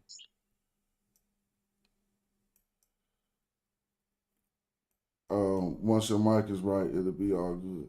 So look, now later in the book, James, and I don't want to skip here, but notice how we can see how these boxes could get more numerous. We still got the particle first, you, the verb, the indirect object, and the subject and a direct object. Why? Because we're learning here about an indirect object as a pronoun, which is a dative phrase. It says dative phrase moves forward. All right. I wonder is we getting that? And so now, That means pardon me. if the subject is a pronoun, then it moves forward. I If mean, not the this, subject, indirect object or the direct object. It moves next to the verb. yep. And so now that might fool somebody because you might think that this is well, see, you could think that this is a subject enough. And it really ain't. And that's why he's showing this as a verb with the indirect object. And so if we translate this, we would say he has said. But notice the priest says, the priest is way over here. Priest says, and this is the dative, so that's the for him right here. Because if it's dative, as he says, the dative phrase moves forward, the part that's representing something that is for somebody just got moved forward. So I would have thought that this was a such an enough until I ran into some type of anomaly. Chris, you got your mic right? Yeah, it's good now. Peace. What's up with you? Peace, peace. What mistakes did I need to correct that you heard? Yeah, nah, everything look good. I didn't see nothing. I was Yeah. looking to see if I see your words in the chat. You know what I'm saying? But yeah, I think I made a comment a while ago and then I dipped out. Oh, I might have missed it. Let me see. Yeah. I think I said. Now I got a question. How do you know whether, in this particular sentence, the priest, whether it's Let me put it back on the screen if it's still there. whether it's to him or Oh, okay. That's a good one. When it's dative, yeah, you got to look at the pronoun and the dative. So right here. or for him? Yeah. Well, oh, so 2 and 4 are both dative, right? But All right. and so you do get those options both with translating the data, but you're going to look at the context of the sentence.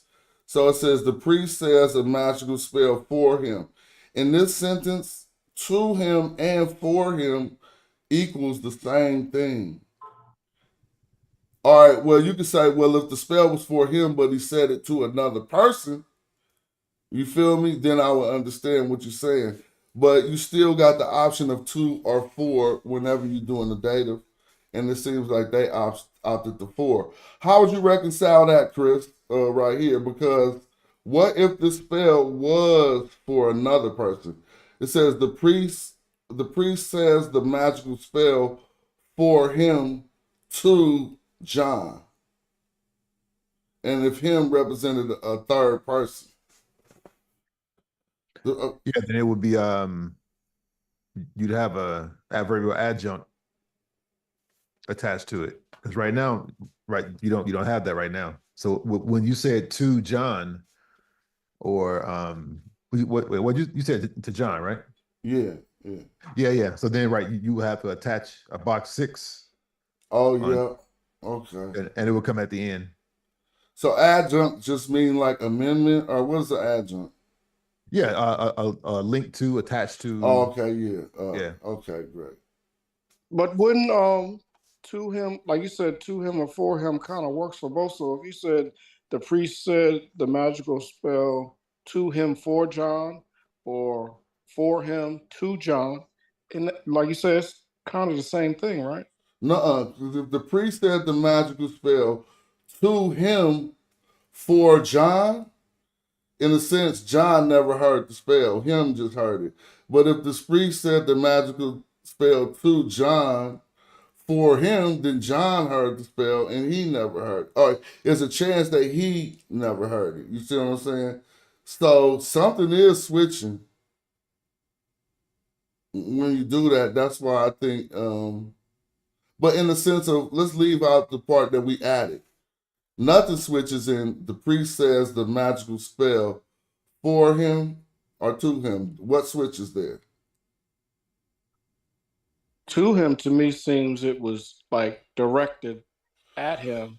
For him means he did it, he did it for him instead of the. But you got to realize, since we know that the grammar case is dative, to and for indicates giving somebody something. So it still means the same thing. It don't necessarily mean the priest says the spell for him outside of his presence and he couldn't hear him say it. It's like, it's to him and it's for him. So in the sense of him receiving the spell, however he received it. All right. And somebody could probably explain that better, but that's how I understand it. And so in both of these, he says the subject and both objects are pronouns in this sentence. All right, I think it's a better way to illustrate it with what we know. So first they said while fighting, and I was trying to figure out would that be a hair plus infinitive or a pseudo verbal, and is this still the way that we introduced it? It appears to still be part of this adverbal comment and not starting a new part of speech or something. You know what I'm saying? So how would you start while fighting for the next? I would say I would go like this, bro. Just or mech. I would go. I would Esek. probably say mech. Esek. It's You said okay. wow, right? Oh, Esek or Eset. so tell me, ISST. No, ist or isk. Either one. They both particles. Okay, that's cool. Now I could do that. If that's a particle, that's cool. Then is I mean, so this is a particle. So then fighting is in the verb sense. The S is the doorbolt. Oh, okay. So I could probably go. Oh, I'm gonna put this under it, right? So you say a sec is a particle that could mean what? Wow. Wow. All right.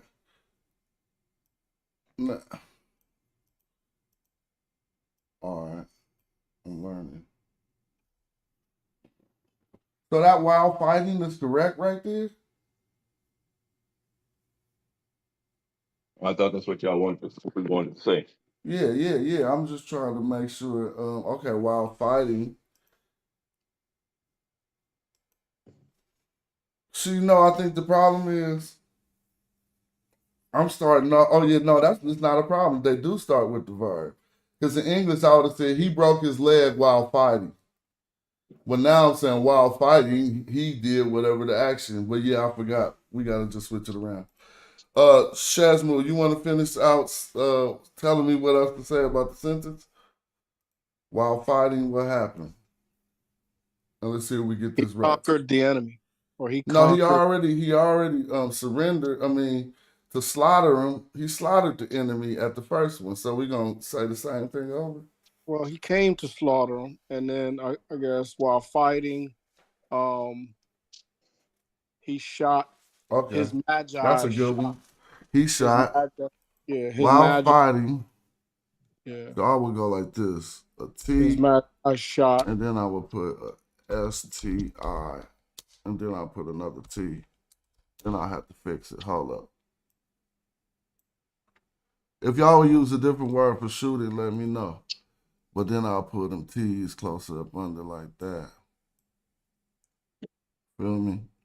Shot the So Syrian this is king. just the word seti, but sometimes it'll have two T's. Y'all be seeing it with one T? Seti, shooting, and then what? SETI.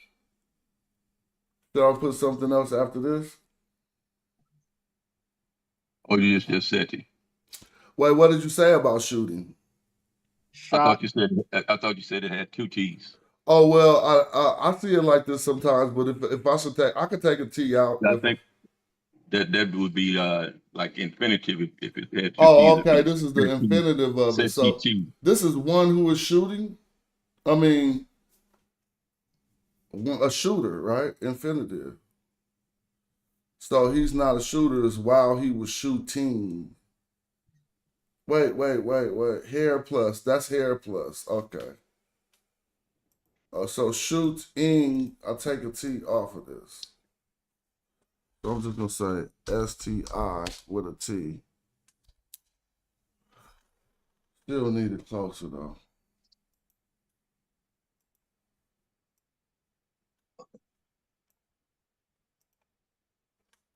Now does this be having a determinative?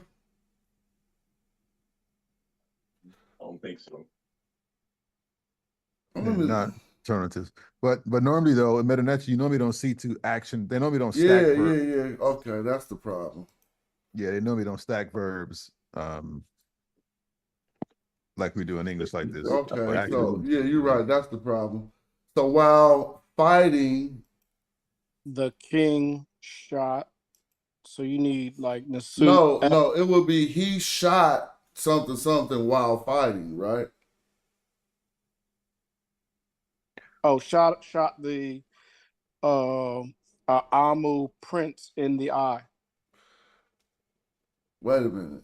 I'm just trying to get the grammar. This is a verb and that's a verb. So one of them got to be moved to a different position. If we're gonna say while shooting, No, while fighting. so while fighting, the king shot or shoots, or the king shoots the prince, the Aamu prince in the eye. I know how a way to separate it, but it wouldn't be normal grammar. We'd start having to introduce definite articles and stuff. While pa, we could say pa, right? It would work while shooting the Nisu. Wait.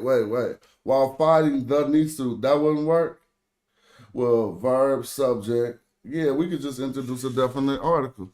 While fighting, so let me see. Su, T over N, right? I think we should leave out the fighting part because it's clear from the last sentence that he came in and yeah, exactly. He put slaughtered down- him.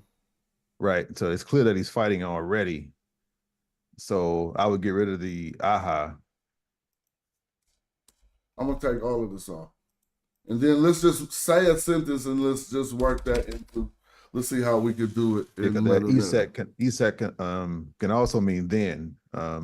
Then he shot multiple arrows at something like that. All right, then he shot multiple arrows. Oh, multiple arrows is gonna be hard. Or many. ISK, yep. Oh wait, what happened to the K? So I should have put the other S, I think, the doorbolt. So the action of fighting, I mean, right there was kind of weak. Maybe that's what it. Okay. My Bam Bam is out of town right now. I'm about to go to a restaurant by myself. You ever just sit up there like ain't a single dude? But let me see. Let me see. We started this English. So what did he do again? I'm sorry. Wow. What? I'm gonna put it in there. So then he shot. I guess try to get the sentence together. So then he shot arrow. So you can suffix asek. I mean, asek can be suffixed with a pronoun, or should I put he like two or in a different? Well, it'd be then shot he really in the Meta-Netchin. Oh, okay. I'm tripping. You're right. Then, so I gotta go back with the seti, and then with a T, and then. So this word is seti, y'all. It means to shoot.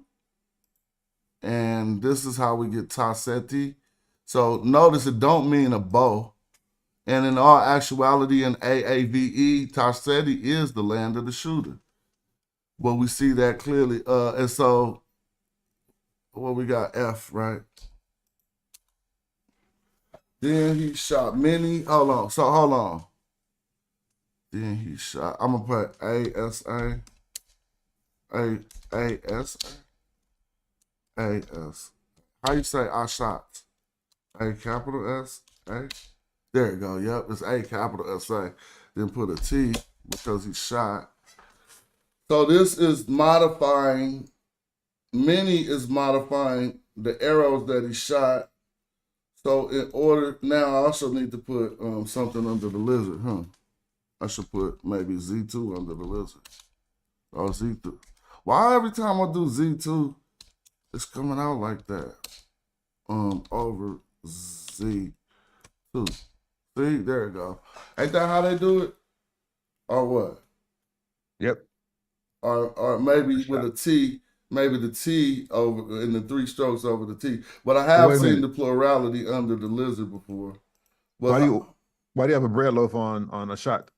Oh, so it don't need to match the gender of shooting? Well, no, shooting is shooting. Shooting is a verb, huh? Right. Thank you. All right, so it don't need to match the gender of a verb. Right. No, I don't. Yeah. All right, so then now I could just go. So that's many. So have you ever seen this word spelled out? I've never seen it spelled out. It's always just a lizard, huh? Yeah, it's always a lizard. Yeah, all and right. Probably just so we don't get confused. Now I see why. Now I think I see why they don't use the word seti as the verb to shoot, and they use that as the noun. And then there's a verb for shoot called wedi. Okay, so but do it look the same? No. It's the uchik hand and the drill. All right. Or the man with the stick in his hand, something like that. And a drill, a DJ, yeah, no, just do the man with the stick in his hand. The 824 man. The strong hand, the strong. So, Yeah, that man. Yep. so Wedi. just these three, Yep. Wedi. and so Wedi. All right. So this is a third week, or this is a verb with a third consonant this week. Yep. Wedi. Third week Wedi. verb. All right. So Wedi F he shot. So no, this is he shoots. So we Right, got to that's still shoot. put it set him in there, huh? So we still put it. Yeah, wanna yeah. I mean, because he shoots. That ain't right, right? So it still He got to has go shot. into it got to go to the past. I mean, he shot. We ain't got to say he has shot, but this changes the tense from shoots to shot. Mm-hmm. So this is like then he shot many. So what you gonna use for your arrows? In my head, the call part is, oh my gosh, I don't know the meta. Don't say it. I'm gonna think. What's the meta for arrow? Golly, I'm so boozy. Because we be like arrows up. That means I don't even know how to say that in meta. Yeah. Is it SETI again? Yeah, say well Oh, I say okay. you're smoking over there. It is SETI again. So to shoot Yeah. and the arrow. Okay, I was about to get scared. Because no, they say the land of the bow, Wait, SETI. But that's wait. really the arrow, see? No, don't end it like that, or don't start it like that. Then he shot many. Yeah, I guess still would be bad. Well, many, we don't know what the many From his is. bow. We From don't his know what it's modifying yet, right? Because if it was modifying, yeah, it's about to be many something, and I'm going to have to put that in front of there, right? Yeah. So arrows many is going to be arrows many, right? So SETI, see, is that right? Then he shot arrows many. Wait a minute. Yeah, arrows, that's a noun, right? That's okay. Let me see. So y'all wouldn't say it like that? Then he shot arrows many. Numerous, yeah, he shot numerous arrows. Yeah, well, yeah, we could say, because if numerous arrows, because if we want to say, I could have just said, great, large amount, whatever. So he shot Seti Asa. What else? From his what's the ball? Paget? Yep. From Paget, PDG, Paget. I want a different Paget. So you notice when they only giving me two options for them Pagets. I don't like that. So I figured it out. I think I need to put PDG without nope. For some reason they wasn't letting me get in the right bow. So I gotta go get it out the book with the Gardner code. Because when I put Paget, so what is now if I put PDT here, it'll take me to the right bow. And there you go. The bow don't be standing up. Hold on. It is Z. No, that's a T14 bow. Nope, that's not a T14 bow. That is a T10 bow. What you say? The bow don't stand vertical. You can make it stand how you want. Hold on. T10. So if I go like that, if I put it back, no, I mean, in SETI bows be standing up. We can make it stand up, but in the word Paget, I don't know if it be standing up. But here's the thing. I don't know how to spell this word, so let me look. Like I don't know what they do when they just put Paget.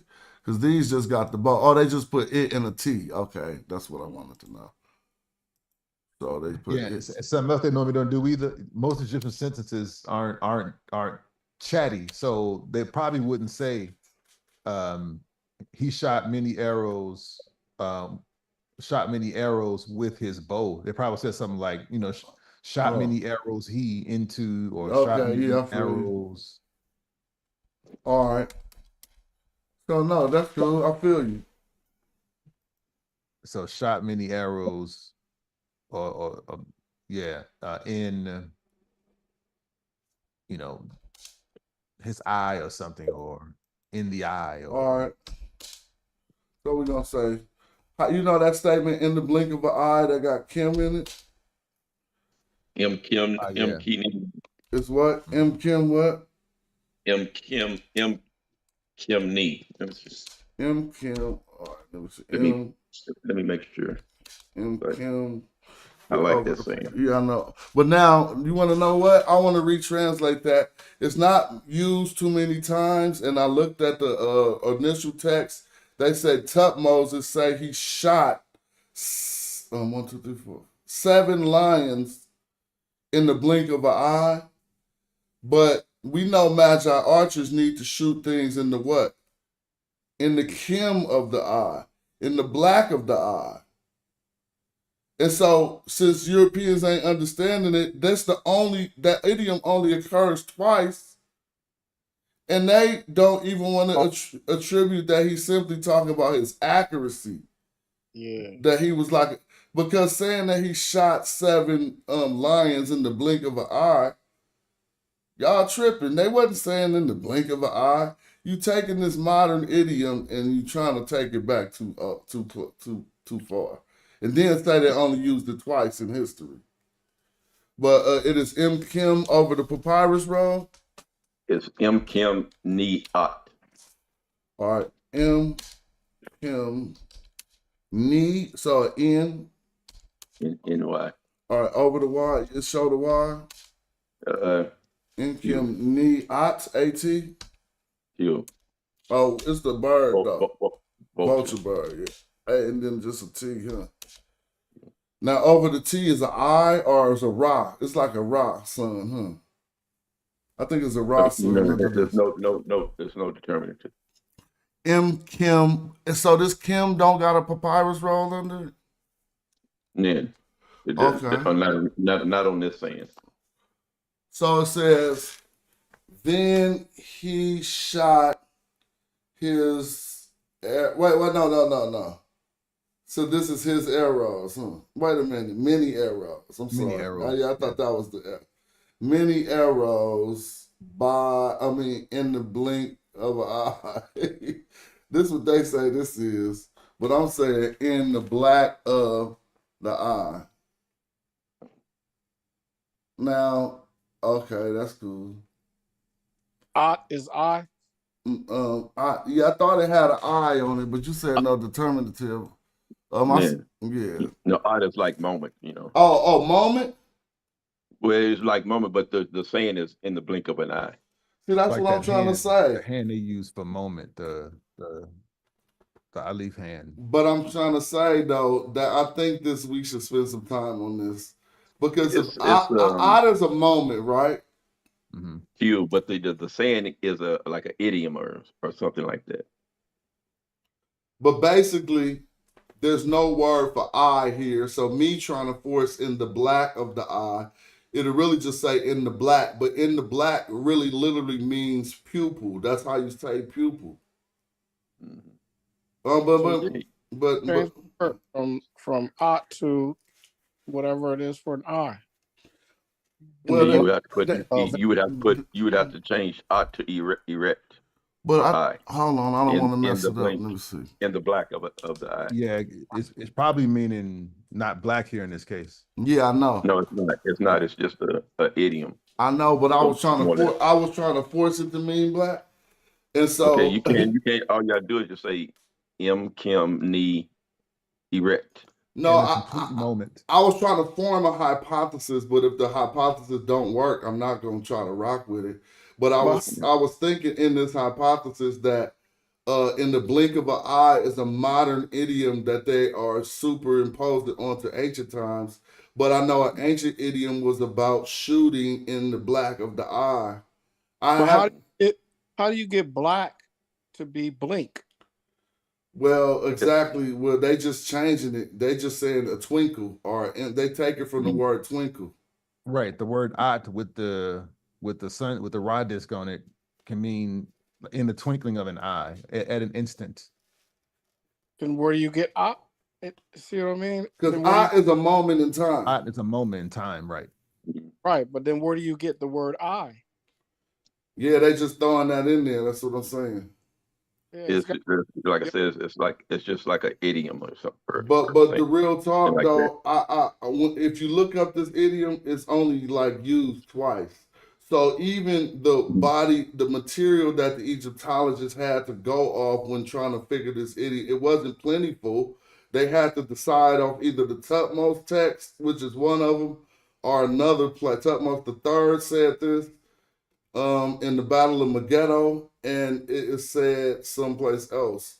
And so, because we did all the Kim homework, so I'll be knowing what them Kims is at, even if they don't mean black. But now here's the thing. The only thing in this sentence that implies an I is black. Let's just keep it real. The ancient, I can show you words where they're talking about the pupil, where they say the Kim. Now, black don't represent nothing else in the word, a twinkle. So what it could represent is a twinkle, the black, or what else could it represent? It ain't completion, don't count. A dorsal fin don't count. So the ot, I got it. So the ot is the twinkle, and the ot is the moment. So the flash, moment with twinkle, flash, twinkle. No, the twinkle. There is a definition of Kim, a very rare one that means twinkle. Really?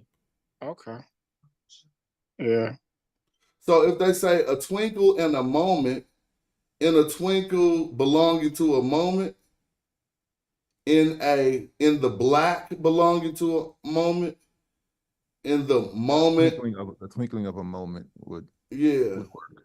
In the twinkle of a moment. So or the eye of a moment. But no. Now here's the thing. Kim don't mean an eye.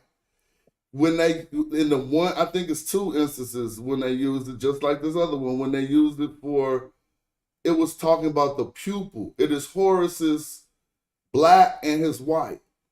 Yeah. So if it's his black and his white, we know they're talking about the black of the eye and the white of the eye. Yeah, it seemed like they stretched that to anachronism. They stretched it to an idiom. Man. Go ahead.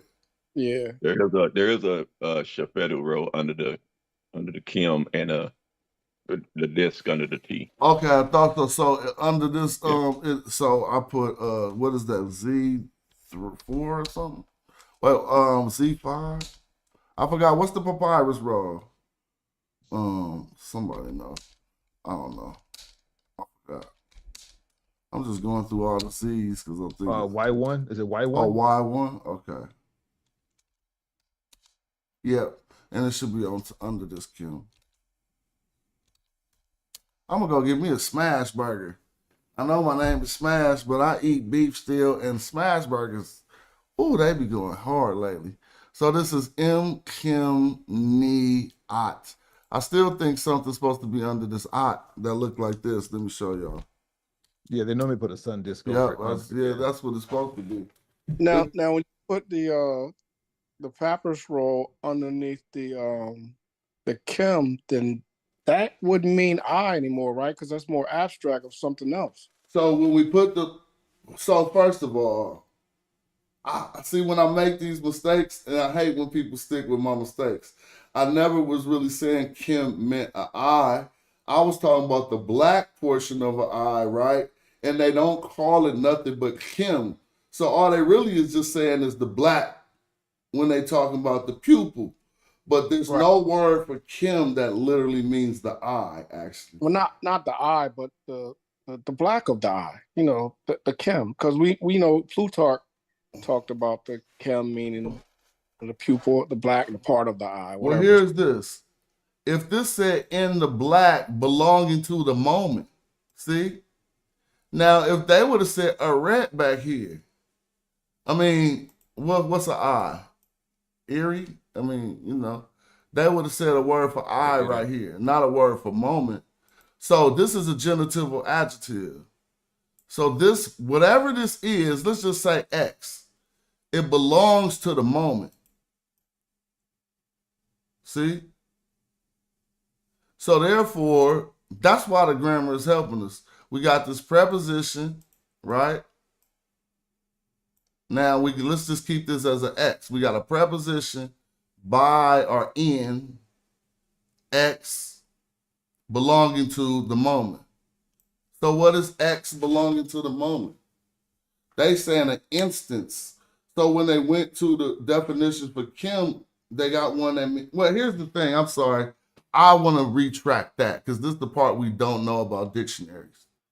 They didn't go to the definition of Kim to form this translation.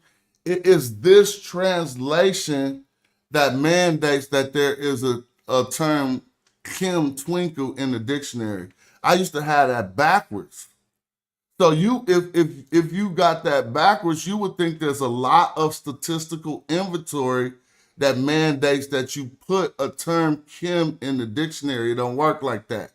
If they find it one time and they rendered it that way, so what I'm trying to say is there's no other renditions of Kim meaning twinkle in the TLI. Well, could it be this? In the twinkle of a completion. Hold on. Or a moment of a completion. Wait, I don't get it. How you seeing that? Because Kim with the papyrus roll, it means completion. So let's try that. This completion will belong to the moment. Now that could be made by completion, which belongs to the moment. But then you have to flip it around. That don't make no sense. So you can flip things around, but not in with a genitival adjective in the middle. So you see what I'm saying? So we should not be able to do that because it means this. The literal sense is belonging to. You can just say of. But if you want to get the meaning out, you mean belonging to. So in a moment of completion? So like now, to get the best meaning out, look, in a twinkle belonging to the moment. So now you can see that something make you like a snap. It's like saying in the snap of a finger, right? Because a twinkle is, if the twinkle was the same thing to me as it was to an ancient Egyptian, it's kind of temporal and very short. Like you said, twinkle, it make me think of a snap of the fingers. But a moment within completion, it's not the whole, is a short time as well. It's shorter than completion. What do you mean? A moment within completion? Yes. So you changing this around. This genitive adjective, if this means belonging to, let's say that the twinkle belongs to the moment. Right. That makes perfect sense as an idiom. Like it happens it sounds like in a jiffy. Or, they're both temporal in a sense, right? Right. The twinkle is a sense of time, and a moment is in the sense of time. But now, to be fair to you, completion could be stated in the sense of time, but it's normally stated in a sense of quantity or totality. Correct. Yeah, it's quantification. It's complete. We got them all. So taking a quantity in the moment really don't go together. The quantity belongs to the moment. I wouldn't, or even the color belongs to the moment. None of those is allowed by this Kim. So I don't really like their twinkle either. But you can't say an I belonging to the moment. Right. Right? And so you got to see that this is some type of an idiom where the black belonging to the moment might have meant. We'd have to go look at those two instances to see if we could parse something out of them. The Kim belonging to the moment might have meant the twinkle of the moment. I mean, but we're not working this out. Everybody who's talking to you is referring to where they learned it in a grammar book. This is a real sentence. So we're not putting it together. Go ahead. You can also visualize it like this. Right now, you got your eyes open. Close them open. Blink. Yeah, I know what you saw black just for a blink. You really were abstract on it. Okay. But the black belonging to the moment, but that's cool. But now is the I implied somewhere? That's the part I'm not feeling because I don't see no I nowhere. You feel me? And so I It's get in the it. break. They say in the twinkle of the eye, I'm with it. Okay, the black belonging to that moment when your eyes is closed. Where the chem is. But nevertheless, this idiom, I said it was a sentence, but this idiom is not one we made up right now. We just threw it in there and used it. No, what actually it's in Vigus. Oh, this is in Vargas? You. See, that's why it's Oh, in there too, because they found it in a text. It come from the Battle of Megiddo. it's on page 640. Cool. So what happened here now? It says, okay, shoot, he shot many arrows in Nah. and Kim in the twinkle belonging to the moment. In a twinkle, I wouldn't say a twinkle of an eye. Really? I would say in an instant. Okay. I mean, because I don't see no I here. Right. I would just have to say. I mean, it still relays the same idiom. Quickly. Yeah. I mean, more than quickly though. It's supposed to be in that same moment of time, like you. So I said instance. You know what I'm saying? An instance don't take 10 seconds. If it take 3 seconds, it ain't even an instance no more. It's like an instance is like simultaneously. But I just chose that word. And we just making up sentences to learn the grammar parts, and it's a fun, interactive. I seen Metal Netter shows, and we had about 40 people watching this, and I was like, dang, normally when we get to this content, more people will fall off. The fact that it's 25 still watching this, it let me know that the people interested in this material is growing. You know? So let me ask you, just to keep going, because we still chilling before I'm gonna order this burger, but I got some time to chill. So now what if we want to take a different turn in this story, Shazmoo or Joey, you still there? Yeah. All right. Yeah, I'm right. We're gonna take a different how you like what we built so far, Joey? I missed out on the second part of what you're trying to say. Well, one good thing about these type of workshops is if we like always finish at 4 lines, whatever it's gonna do is gonna take the fear away, the intimidation away when you step to a text and it got hella text. You see what I'm saying? So let me ask you a question, Smash. Whenever you're using the term naked, the bull is always part of the expression? I mean, you don't have to put the determinative. I just did it on. I could have left it like that, right? But I just did that on general principle. That's a determinative. Or you can use the arm with holding the stick. Yeah. Okay. And I only asked that because remember we were going over something earlier that had the valiant and the bull determinative. Yeah, the valiant bull. I don't really like saying that, but it works. I mean, because if it's strong, I just don't really. I'm not familiar with the word valiant that much. You know what I mean? I never use it, so I'll be like, here You we could go. say brave or strong. Oh, so it means the courage that comes from strength, basically. Yeah. Okay, I'll kind of get it. So look, I'm gonna fall back after these two sentences was real strong and powerful, and that was a lot of information. So I'm gonna digest that, and I'm gonna be in the chat. Yeah, me too. I appreciate it. I mean, it's about 4 hours, so I want to put some more onto this real quick. But so I'm just gonna take liberties, and I'm gonna start us with another particle that is kind of. No, what if I wanted to give a command an imperative after this? I don't know. It wouldn't fit anyway.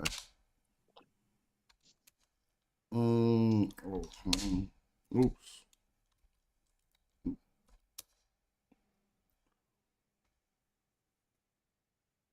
Oh, what happened? And this is Nah. I might just cut and go eat, man. Hold on, I didn't give the supporters no time. Hold on. to support this show.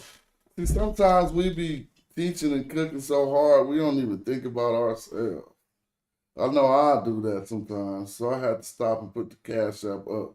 For the people who really support and they be like, man, I want to see way more of this. I wish to keep going. That's the way you can help keep it going. I also got a book on, let me come on the screen and tell y'all. All right, so we can holler. I also got a book on what? Amazon. It's called Black Like Osiris, and your contribution is always welcome and supported. What else we got? That new album. What's it called? Fights Over Egypt. Woman energy matters. I don't know, but they've been doing that lately. Ironically, before I came on here, Smash, I was just looking over the King's Monologue video about the Medunature. Mm-hmm. What about it? Hello? Joey?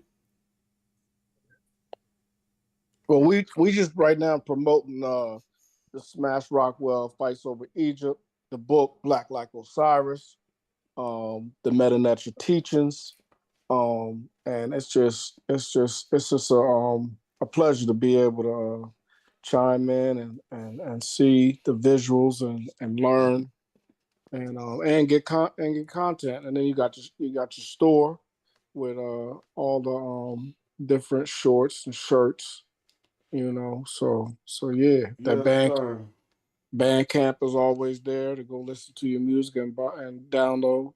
So yeah, we appreciate you, bro. Well, it's all good. I'll be right back too. I mean, maybe tomorrow or something. Probably. Well, who's seen them fights today? Y'all seen them fights today? I didn't. I didn't watch anything. It wasn't any good football, college football. Ain't no fight. You gotta start on. You know what you should do sometime is the fights that you like. Do a commentary on, or let us know what's going on, watching and stuff. I have one of those shows that'd be crazy. Yeah, that'd be good to do. All right, yeah, I'm gonna go on and head up out of here. We at the 4-hour point. I want to thank y'all for making this another valuable show. And I'm gonna go on and close this down. You're welcome. Peace. Hold up. Let me see. Thank y'all. All right, so if y'all are watching the video and if you a member of this channel, you can automatically get in the Discord. But now, if you trying to learn the lessons, we're going to do it formal. We're going to start from the very beginning. Hopefully it's about that time. I ain't been doing nothing with the crypto, you know what I'm saying? But we could definitely have a conversation about that too.